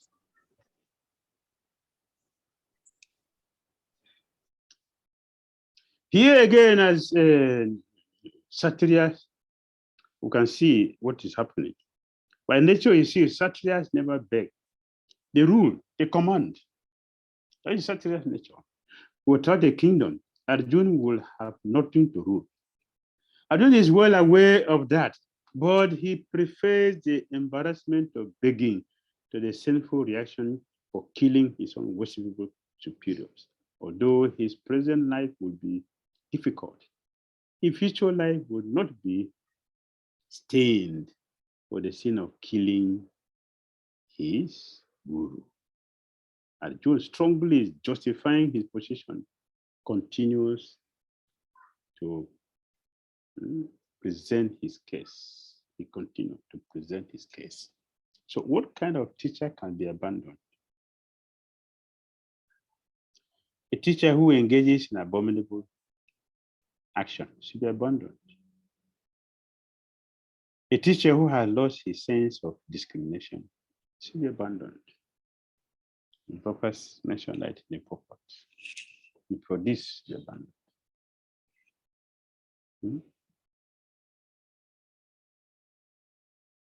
Under the circumstances, they have lost the respectability of teachers. But Arjuna thinks that, nevertheless, they remain his superiors. And therefore, to enjoy material profit after killing them would mean to enjoy spoils tainted spoils, tainted with blood. If a teacher, if a guru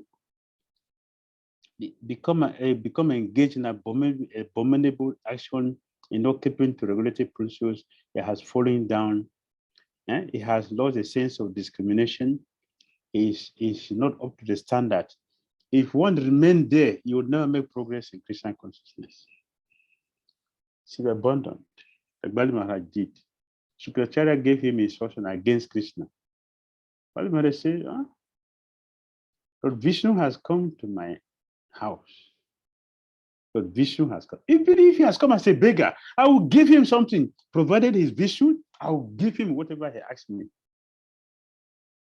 He gave me advice not to worship Krishna, then you're not a guru. A guru's business is to lead the disciples to worship Krishna. So if one's guru has lost all sense of discrimination, he is acting abominably, should be rejected. If one remains there, you will not make advancement. You cannot make advancement in this way.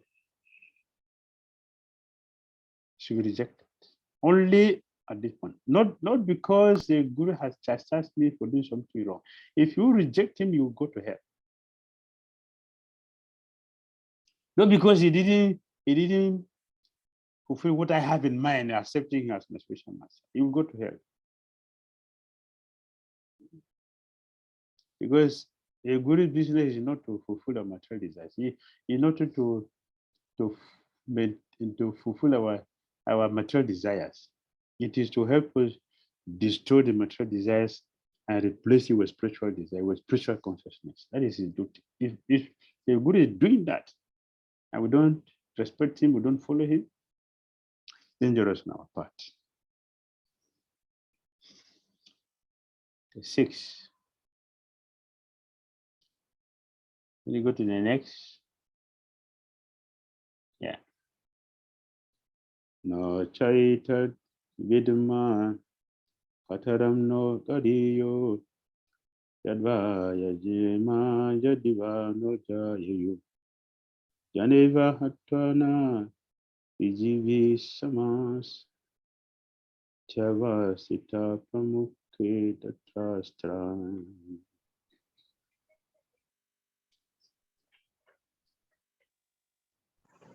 Translation. Nor do we know which is better, conquering them or being conquered by them. If we killed the sons of Dhritarashtra, we should not care to live. Yet they are now standing before us on the battlefield. Hare Krishna, Maharaj, I had a question related to the previous verse. Sorry for being late to ask that. Maharaj, in case of Bhishma Pitama, we know that he took the vow that he would remain servant to the person who is sitting on the throne. But in case of Dronacharya, he didn't take any such vow, and he was teaching as a normal teacher. He was not, he was just teaching as a teacher. So why did he, participated on the side of Kauravas, or why didn't he stop the disturbing of Draupadi? And Yes, Bhismadev and Dronacharya, they didn't stop. They didn't stop with Draupadi and the Kauravas trying to disrobe Draupadi. They gave the reason why they did that. Bhismadev said, we are contaminated by eating the food of Duryodhana. If we ate, we thought it would be important. It became important to act. Any association we keep, we are going to imbibe that quality of the person we associate with. Therefore, experienced people say, if you show me your associate, I will tell who you are. Let me know your associate. I will tell exactly who you are. By your association, we can know exactly the future. We can know who you are, what you're going to be. The same thing with Akrura. He mentioned that he associated with Kamsa, therefore he conspired against Satyajit. association. And Vidura, he said, when Vidura left the palace because of the insult of Duryodhana, he considered that this is a providence, this is a chance for me to expand my Krishna consciousness and get purified. So he didn't see Duryodhana.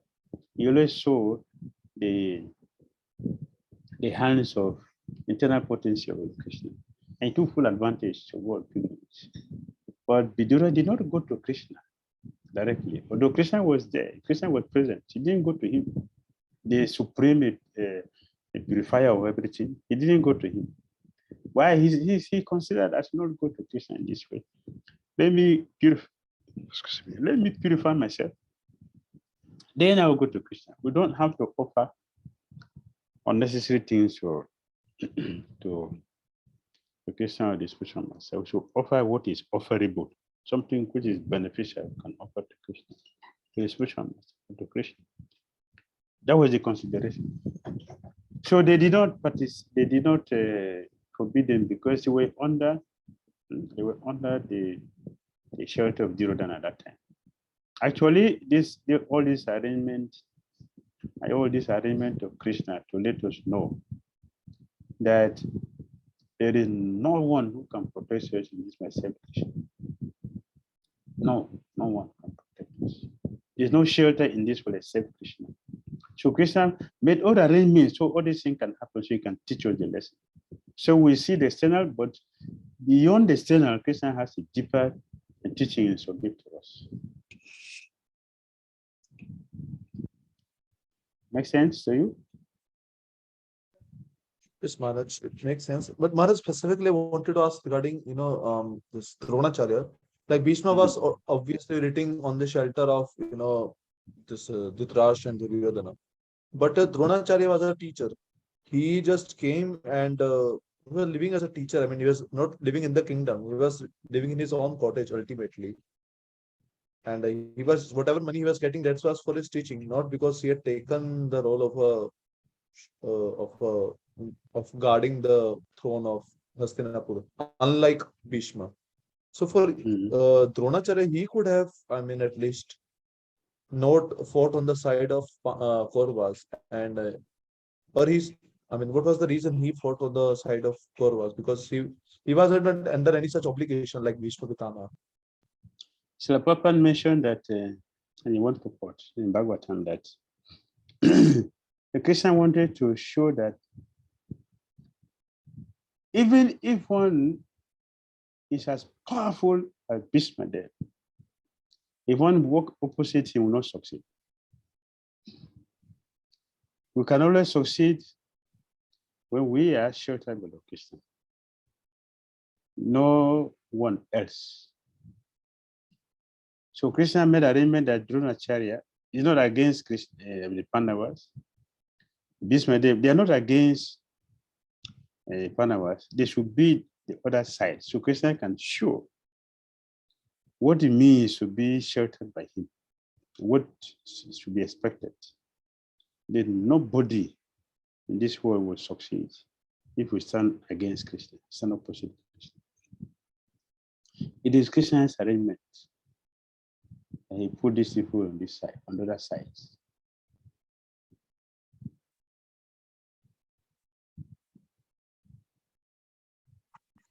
Thank you, Maharaj. All right.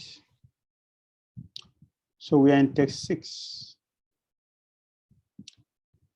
So Arjuna is not sure.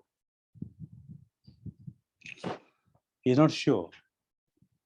If I fight, okay, I will win, but almost all relatives and friends will die. What's the benefit? If I lose, okay, I will die. I will die also. If I did not fight, I will beg. Of course, it is very difficult for Satya, but Arjuna prefers that. So, what does such a decision with considerations by Arjuna prove? One, he is a great devotee. and highly enlightened. He's very detached, and he has a complete mind and sense control. He is truly vicious. Therefore, it is concluded that Arjuna was quite fit for liberation.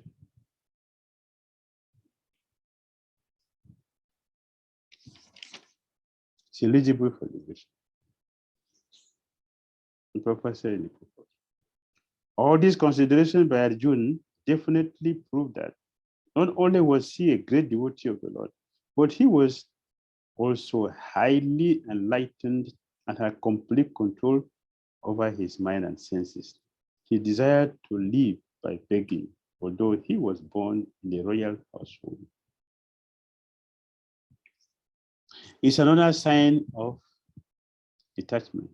He was truly virtuous, as these qualities combined with his faith in the word of instruction of Sri Krishna, his spiritual master, indicate.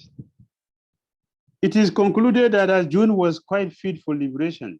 Unless the senses are controlled, there is no chance of elevation to the platform of knowledge. And without knowledge and devotion, there is no chance of liberation. Arjuna was competent in all these attributes. Over and above this, is a enormous attribute in his material relationships. Next.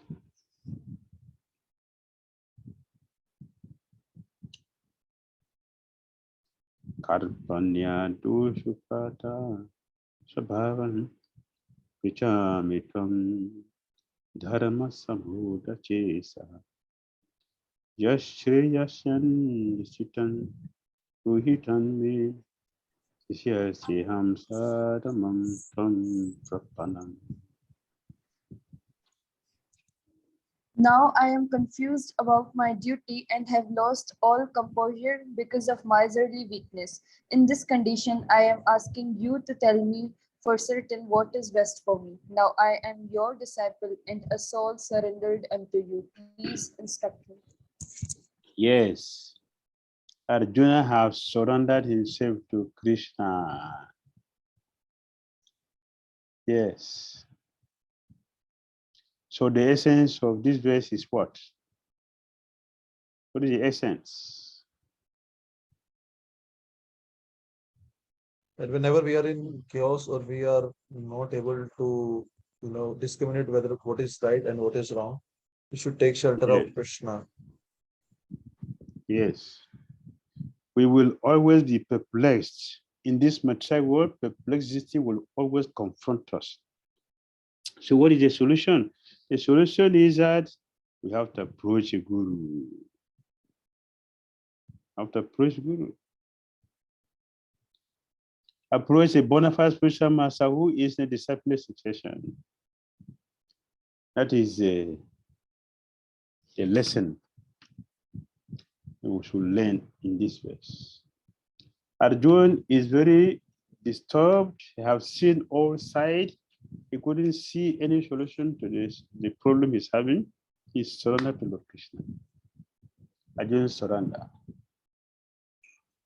7, 8, 9. So Arjuna surrender. He's speaking. So why we should do that?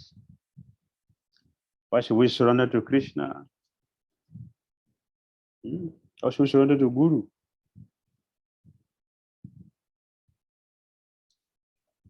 Why should we do that? Why should we surrender to Guru?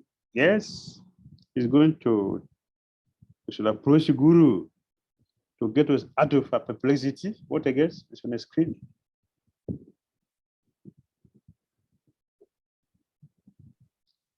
If you do that, we receive proper guidance for executing the purpose of life. This is what is happening now.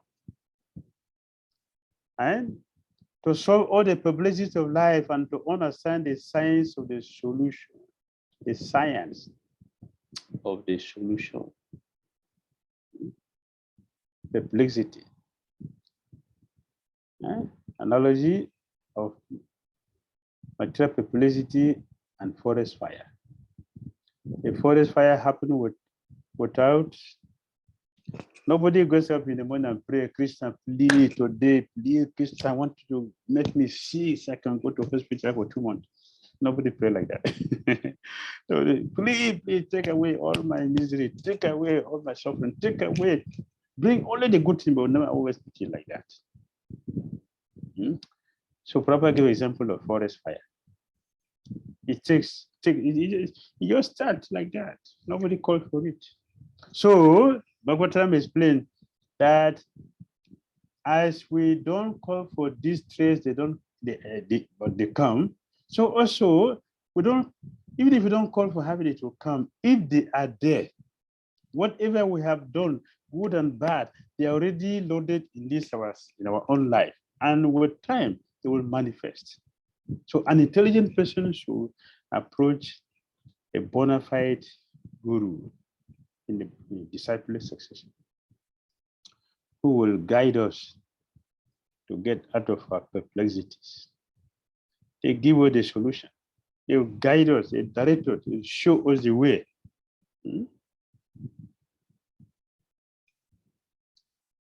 Who is in perplexity? Who is that person in perplexity?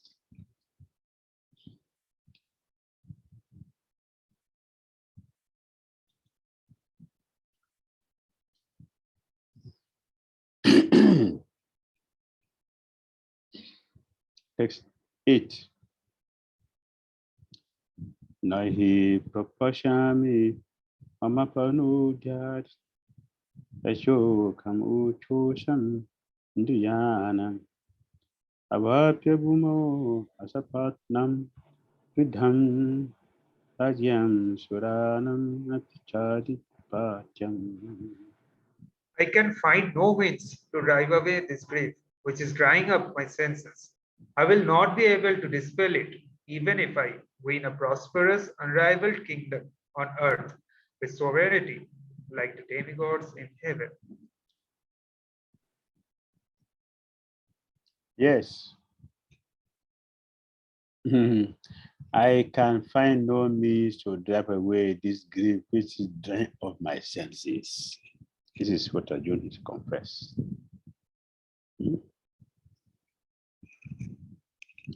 Academic knowledge, scholarship, high position, etc.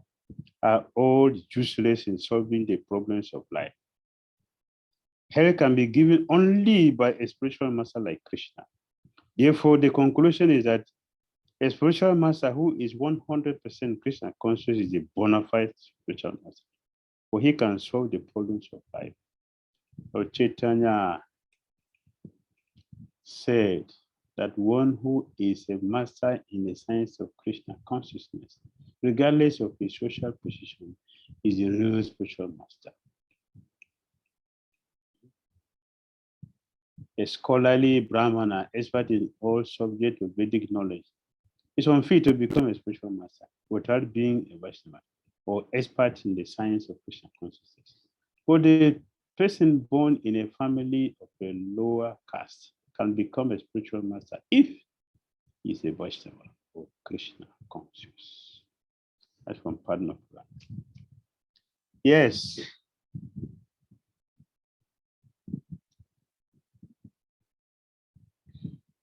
You know Shastra. Why not use your own logic and reasoning?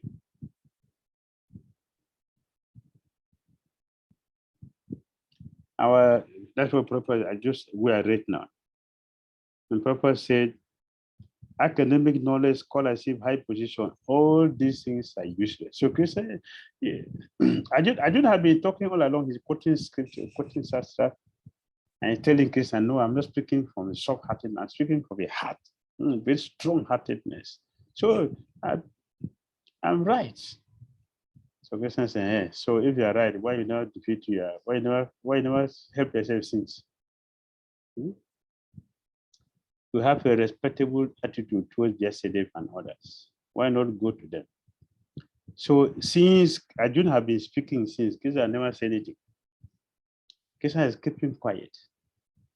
I will not be able to dispel it even if I win a prosperous rival kingdom on earth with sovereignty like that of the demigods in heaven. Yes, Krishna was looking at Arjuna. You are talking all these things, but I still notice that you are not completely surrendered to me yet. You still have some reservations. Eh? You still look for Vyasadeva and others.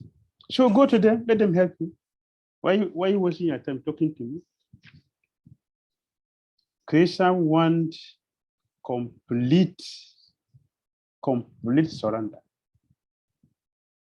So about it, that's what the Chakra Prabhupada said. Why would we want Krishna to help us if you're not 100% surrendered? Krishna will give protection to only those who are 100% surrendered to him. Why Krishna is not obliged to anyone who is not 100% surrendered. Because not 100% surrendered to Krishna means what? We still have somebody to compare with Krishna, and Krishna doesn't have anyone to be compared with. He is completely independent. All right.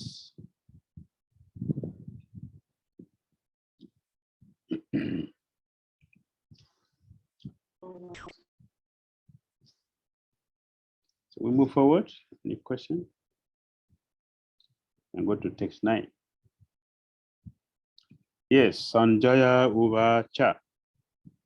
Evam Utta Hrishikesam Budakesa Parantapan Na Yustya Iti Govindan Ukta Tusnim Abhuvaha. Sanjaya said, having spoken thus, Arjuna, chastiser of enemies, told Krishna, Govind, I shall not fight, and fell silent. Yes. Parantapa. Parantapa. Parantapa. The chastiser of the enemies.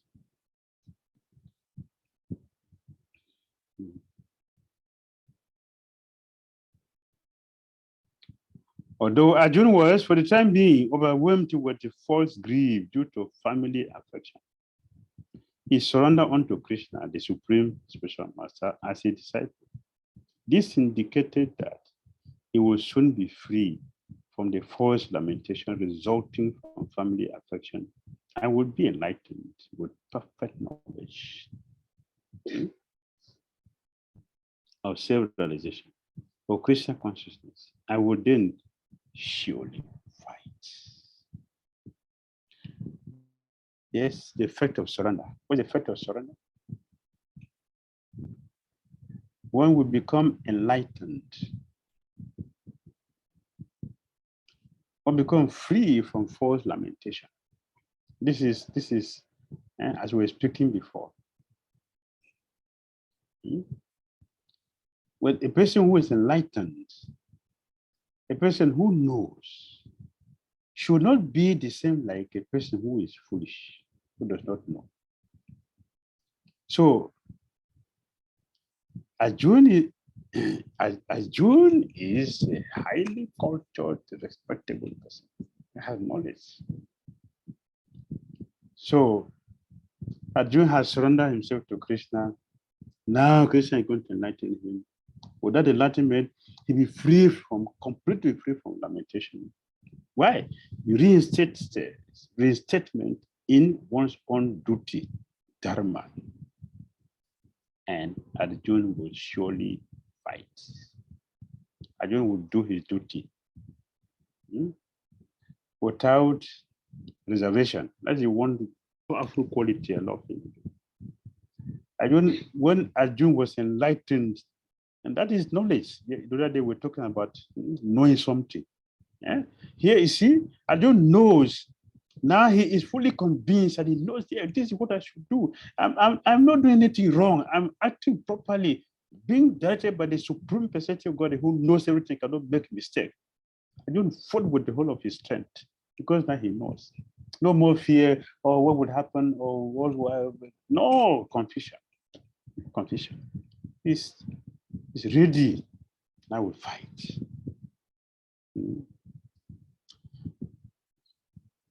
Yes. Text 10. Tam uvacha hrisikesa rahasan iva bharata senayubayuro madhye visidhantam idam vacha.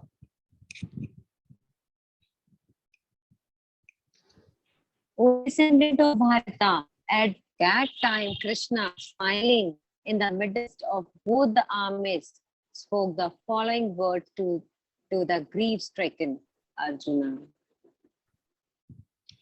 Okay, now I'm going to ask my question. All of you have been asking me questions. Now I'll ask my question. So Bhagavad Gita was spoken in the middle, not Arjuna's camp. So not in Arjuna's camp. Not in their room. Bhagavad Gita was spoken, according to said here, Krishna smiling in the midst of both the armies, in the middle. This is Duryodhana, this is Arjuna. Krishna is in the middle, and he's speaking. Did Duryodhana had the Bhagavad Gita? Did he hear the Bhagavad Gita from Krishna? Duryodhana, did he hear Krishna speaking the Gita? No, Maharaj. No, Maharaj. Gita was spoken in between, in the middle of them. Duryodhana is here, Arjuna is here, in the middle, Krishna is speaking the Gita. Or was Krishna backing Duryodhana and speaking only to Arjuna? Was that the situation? Krishna was backing Duryodhana and only facing Arjuna, and he spoke to Arjuna only to, come, let me tell you. Is that what Krishna did? No. He spoke. Krishna spoke in the middle. That's what he said. In the middle, Krishna is speaking. Did Duryodhana, did he hear Krishna? Duryodhana had Krishna speaking the Gita. Yes. Okay. I wish all of us agree. Yes. Duryodhana had Krishna speaking the Gita. Maharaj, I'm not sure. Thank you. Apparently, he should have heard when he's speaking in the middle.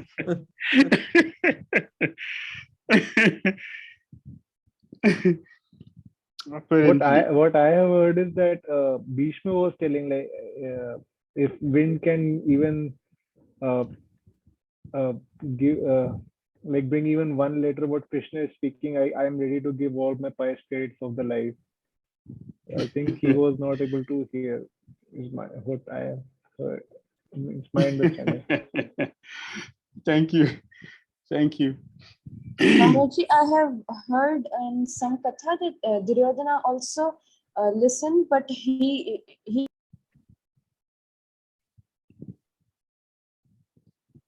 You're muted. You're muted. You're muted. Hare Krishna. Yes. In some lecture, I heard that Duryodhana also heard Bhagavad Gita, but due to his envious nature, he didn't get anything. So I think that he has heard. So you can say that Duryodhana didn't hear anything. He didn't hear anything, even though it was spoken right before his face. He didn't hear anything. Only Arjuna had Gita. Only Arjuna had Gita. He didn't hear that. We didn't hear in 1873.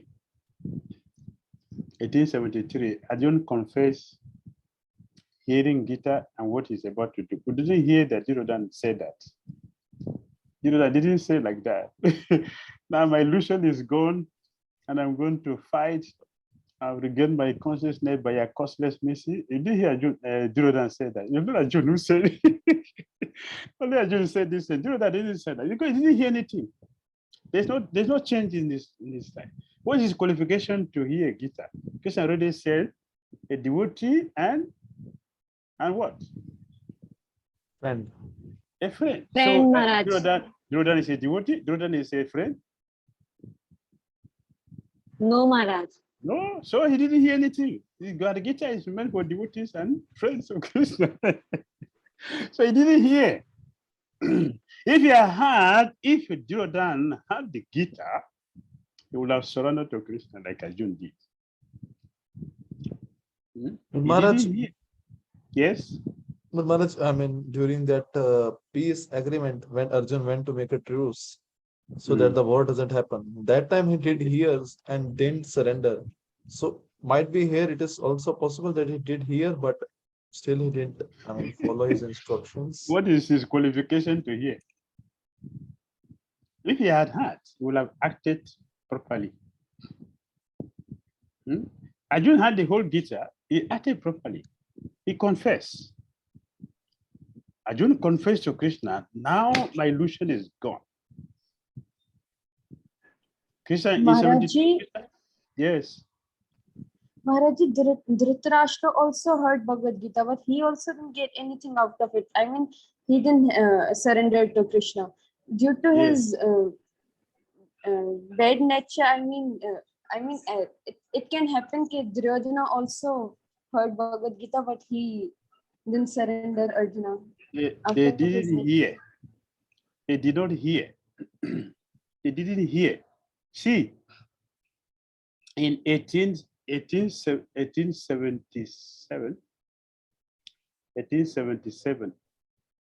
Sanjaya said, I'm recalling this supreme nectar between the two graceful Krishna and Arjuna, and my head is standing on end, and I want to hear it again and again and again. This is what Sanjaya said. Did Dhritarashtra say like that? Huh? No, but why didn't they hear? I mean, what was the reason they didn't hear? I already told you, he's not a devotee, not a friend of Krishna. It's only meant for devotee. So Maharaj, while Krishna was speaking, although Duryodhana was standing, that's in the army, still he didn't hear because he did not want to hear, or the voice didn't reach him, or what's the reason? I mean, that he didn't hear. He doesn't have the qualification. His ear is blocked due to envy. Okay. Envy is a heavy blockage. So they did not hear. See 77. Look at 77. Sanjaya is speaking. Tacha samsmritya rupam atya adbhutam harehe. Bismayo me mahan rajan krishyami cha puna puna. O king, as I remember the wonderful form of Lord Krishna, I'm struck with the wonder more and more, and I rejoice again and again. O king, as I repeatedly recall this wondrous and holy dialogue between Krishna and Arjuna, I take pleasure of being thrilled every moment, at every moment. 76, 77. 76, 77. You didn't hear Duryodhana say like this. Maharaj. You didn't hear Dhritarashtra say like this. Yes. Thank you so much, Maharaj, that I'm able to understand this. But Maharaj, I'm getting anxiety to know that how about the other person, other gurus? Were they able to hear or not? As you said that Krishna was speaking not in the ear of Arjuna, all were there. So it's getting so. Yes, they didn't hear the Gita. Those who are envious did not hear the Gita. Only those who are devotees of Krishna had the Gita. And Krishna requested, anyone who repeat this to devotees, anyone who repeat this message to devotees, is always my favorite, past, present, and future. So envious people will not hear Hanumanji must have heard.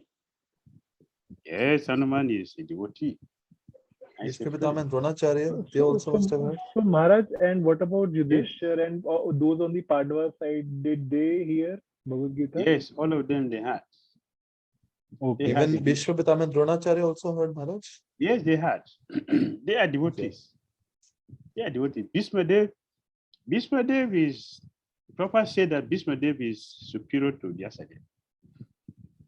He is bhakti. Although he shot arrows on Krishna, but those arrows for Krishna are like lotus flowers. We may see arrows, but for Krishna it was lotus flowers for Krishna. Krishna enjoyed it more than your lotus flowers. Why? His devotion for Krishna. That is the point. The devotion is the main thing. So Bhishma Dev is not another person. See, great personality. Maharaj, maybe I have missed some point you previously said. So does that means like as you mentioned that those who were envious didn't hear Gita, only the devotees heard the Gita. So Yes. it happened like that. Krishna was speaking, the sound was going to everyone's ear, but as they had a lot of envy towards Krishna, they were not able to. They were Yes. not capturing Yes. it in a way. The sound was Yes. going, but they were not capturing it out of Yes. pride or arrogance. Yes. Why would Sanjaya here in New Delhi and those who are ready face to face with Krishna are not here? Sanjaya is getting thrilled at every moment. When I record this, my hair is standing on end and I'm enjoying it again and again. Did Sarasa feel like that? No, Maharaj. He was not. Why? He didn't hear. He didn't hear anything because of envy. He's blocked. So Sanjay was also devotee of Krishna. Vyasadeva. Yes, he's a devotee. Sanjay is a devotee. The mercy of Vyasadeva, he was seeing everything and had everything completely. That's why he could relate everything to his master. Maharaj, like as you mentioned that Sanjay was jumping up and down, that he when he's recalling the message. Similarly, we can see that you are so much enthusiastic when you are Hare speaking Krishna. about this message. Hare But how Krishna. can we develop this kind of attachment to the message, and we can recall and we can rejoice this message? If Maharaj, you can Just keep hearing. Just keep hearing and practice. You will gradually come to the topmost platform. Just keep hearing. Good association. Keep good association. Keep good association. Maybe Tarun Prabhu, by hearing from Maharaj's, enthusiasm will transfer to us also. Just keep hearing nicely. Good association. You get everything. Everything will come. Yes, Maharaj, I'm also feeling so blessed to have your divine association. Thank you so much for your time. Hare Krishna. Same for me, Maharaj. Same for me, Maharaj. Maharaj, I have another question. Maharaj, Yes. when Krishna was speaking Bhagavad Gita, everyone was waiting for Krishna to stop speaking, then we start war. I mean, in the middle of, war was about to start and Krishna was speaking Bhagavad Gita. Why didn't they start shooting arrows and why didn't they start the war? Were they waiting for Krishna to finish first? Yes. To start the war, they have to blow the conch shell first, just like in a referee. The referee, if you want to play the ball, the both teams they are here. The referee is in the center. Only when the referee blow the whistle, then the ball will start. So they haven't been blown because Krishna is still speaking. Krishna is still speaking. Arjun, the person we're going to fight, he has knelt down. If you look at the PPT, Arjun is kneeling down and begging Krishna. So the discussion is going on. So you have to wait until everything is set. Without the blowing the conch shell, they will not be fight. That is just like we have arati after the conch shell is blown. then the arti will start. When the console is blown, everybody know. Devotees who are very, very serious. Devotees who are very serious. When the console is blown, they will run. Yeah, it's time for arti. Yeah, Krishna is coming to give blessing now. They will run to go for it. But the console has to be blown. So they were waiting for Krishna to finish the discussion.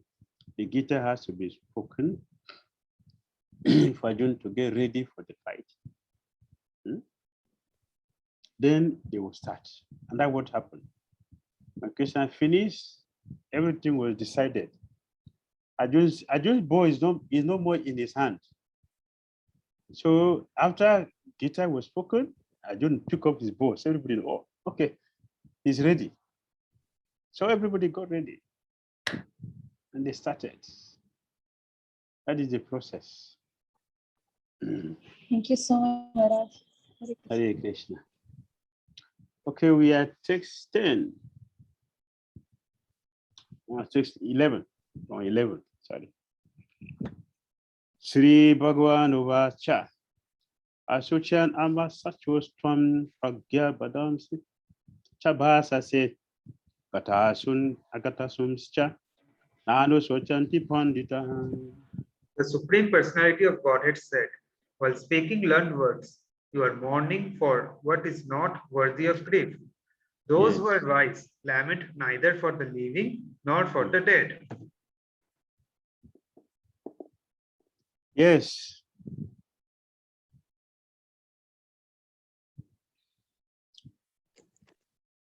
What is happening now?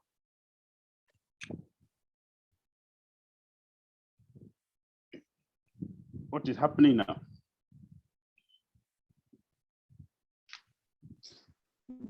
Arjuna is in grief and Krishna is trying to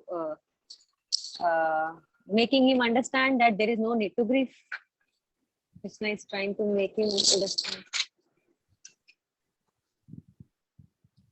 This is chastisement. Krishna is chastising Arjuna. And he's saying indirectly you're a fool. Huh? Indirectly he's saying that you are a fool. You're Yes. mourning Krishna, for that thing which is not meant for you. yes. Chastisement. Having now accepted Arjuna's surrender, Krishna immediately chastises his student.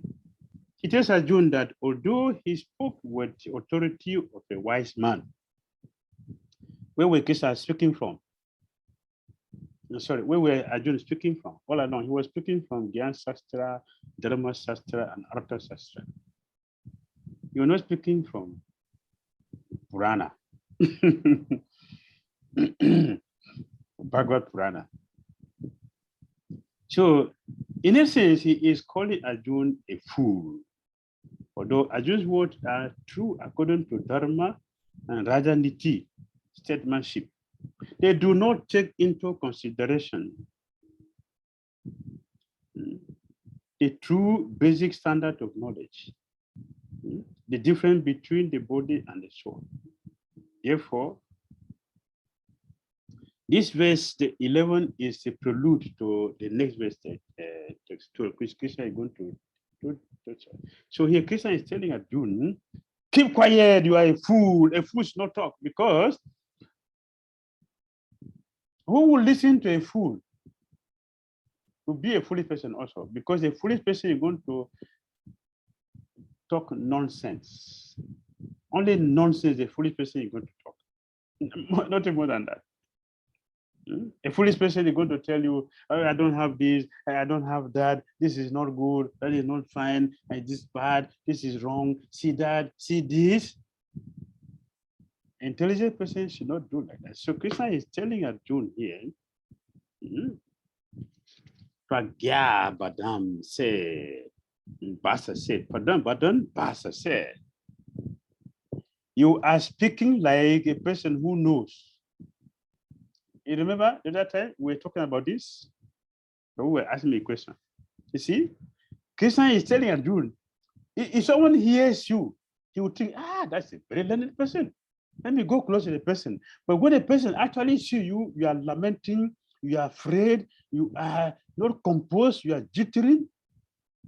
your action does not correspond to what you are speaking. You are a fool. Therefore, keep quiet. Don't talk because you are a foolish person. So Prabhupada said in the purport, the Lord at once took the position of the teacher and chastised the student, calling him indirectly a fool. The Lord said, you are talking like a learned man, but you do not know that one who is learning, one who knows what is body and what is soul, does not lament. Nanu Sochanti Panditaha. A pandita does not lament. You are lamenting because you are not a pandit, but you want to show people that you are pandita. This is your problem. And we have many people like this today, so many people. Speaking big philosophy, they are full of lamentation. Every little thing that is blessed. The body is born and is destined to be vanquished today or tomorrow. Therefore, the body is not as important as the soul. One who knows this is actually learned. And for him, there is no cause for lamentation, regardless of the condition of the material body. That is one who knows. There is no lamentation for one who knows. Lamentation is for fools. So when someone says, I know, and you are lamenting, my answer is you don't know, and you don't know. If you know, you behave like a wise person. You do the right thing.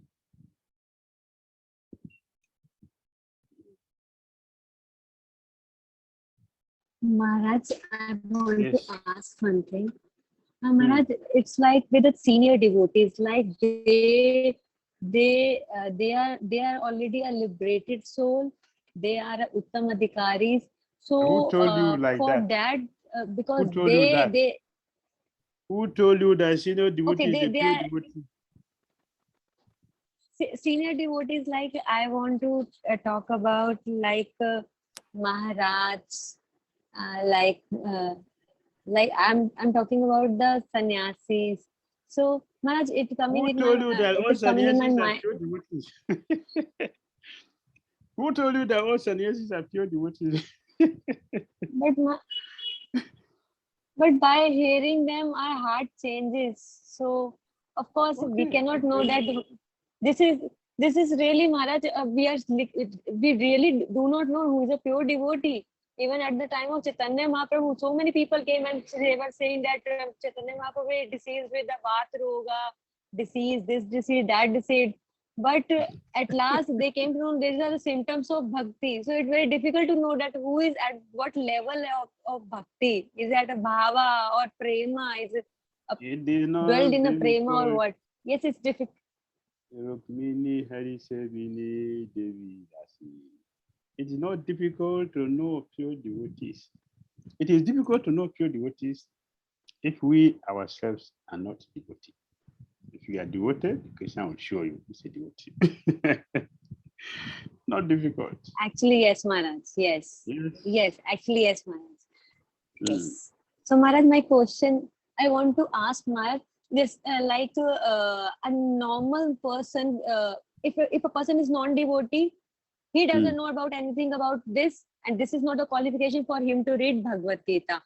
I mean, like once he surrenders, like, and if one is devotee, but my question is like, if a senior devotees, they really take care of their body because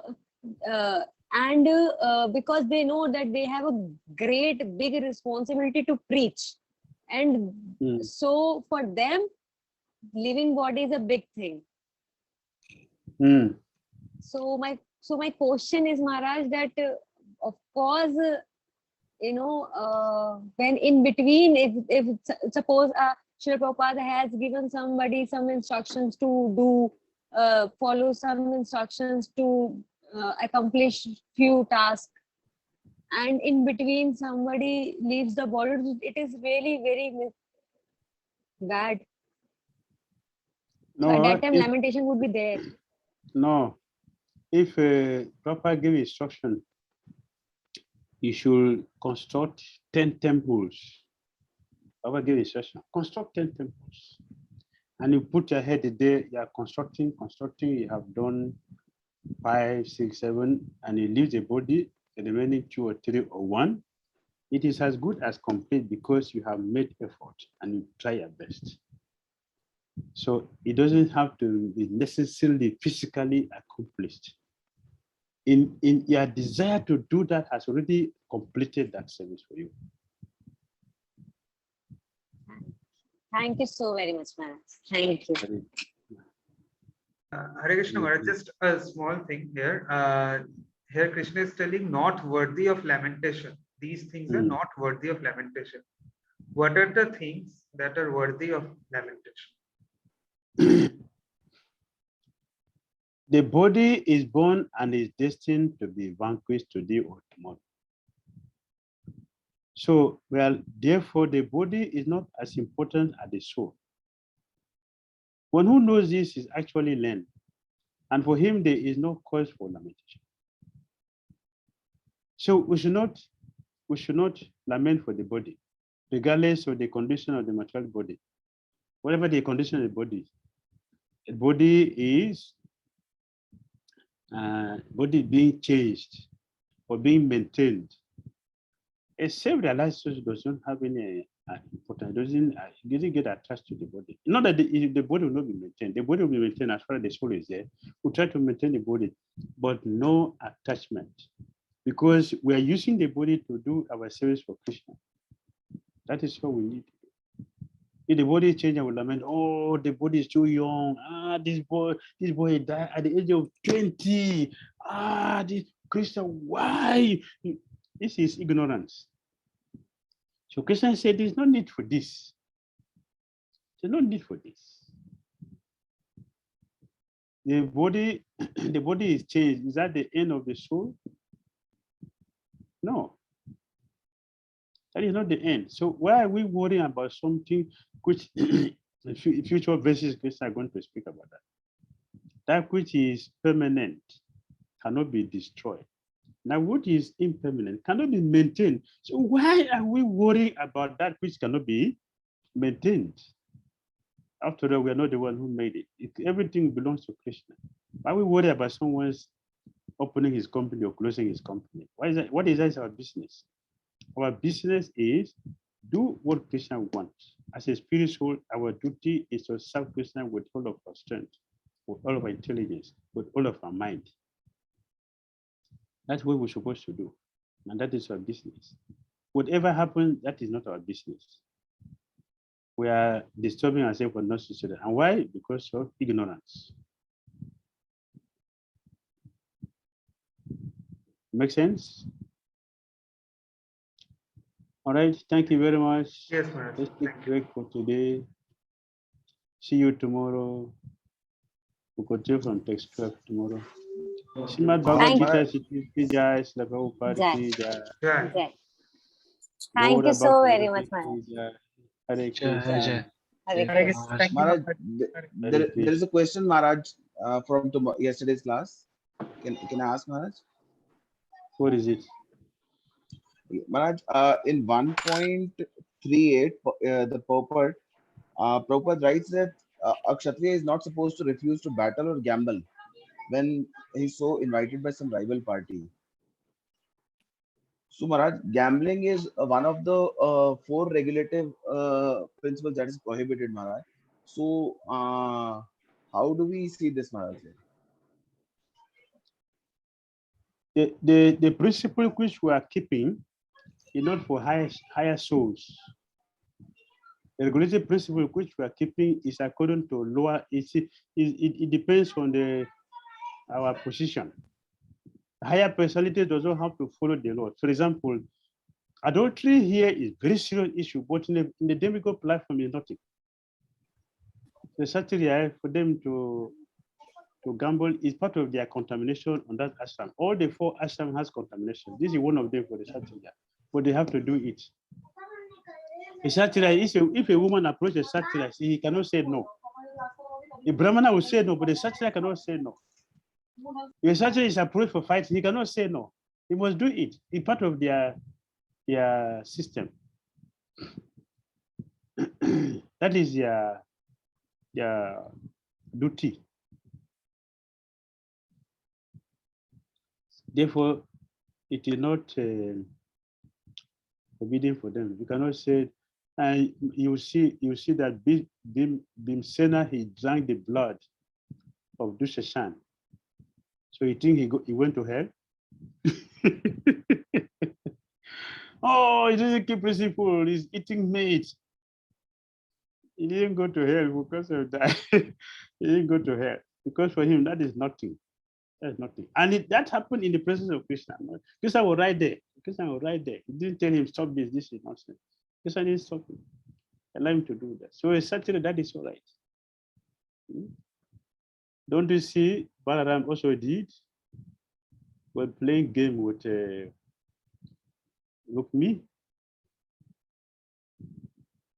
So is that wrong? Yes, This is Maharaj. essentially, yeah.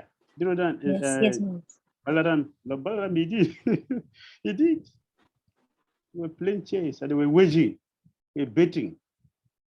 So for them, that is normal. That's okay. All right, Hare Krishna. See you tomorrow. Thank you so Thank much. you, Maharaj. Maharaj. Thanks.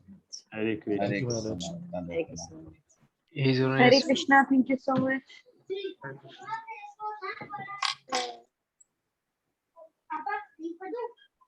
Yes, Vijay.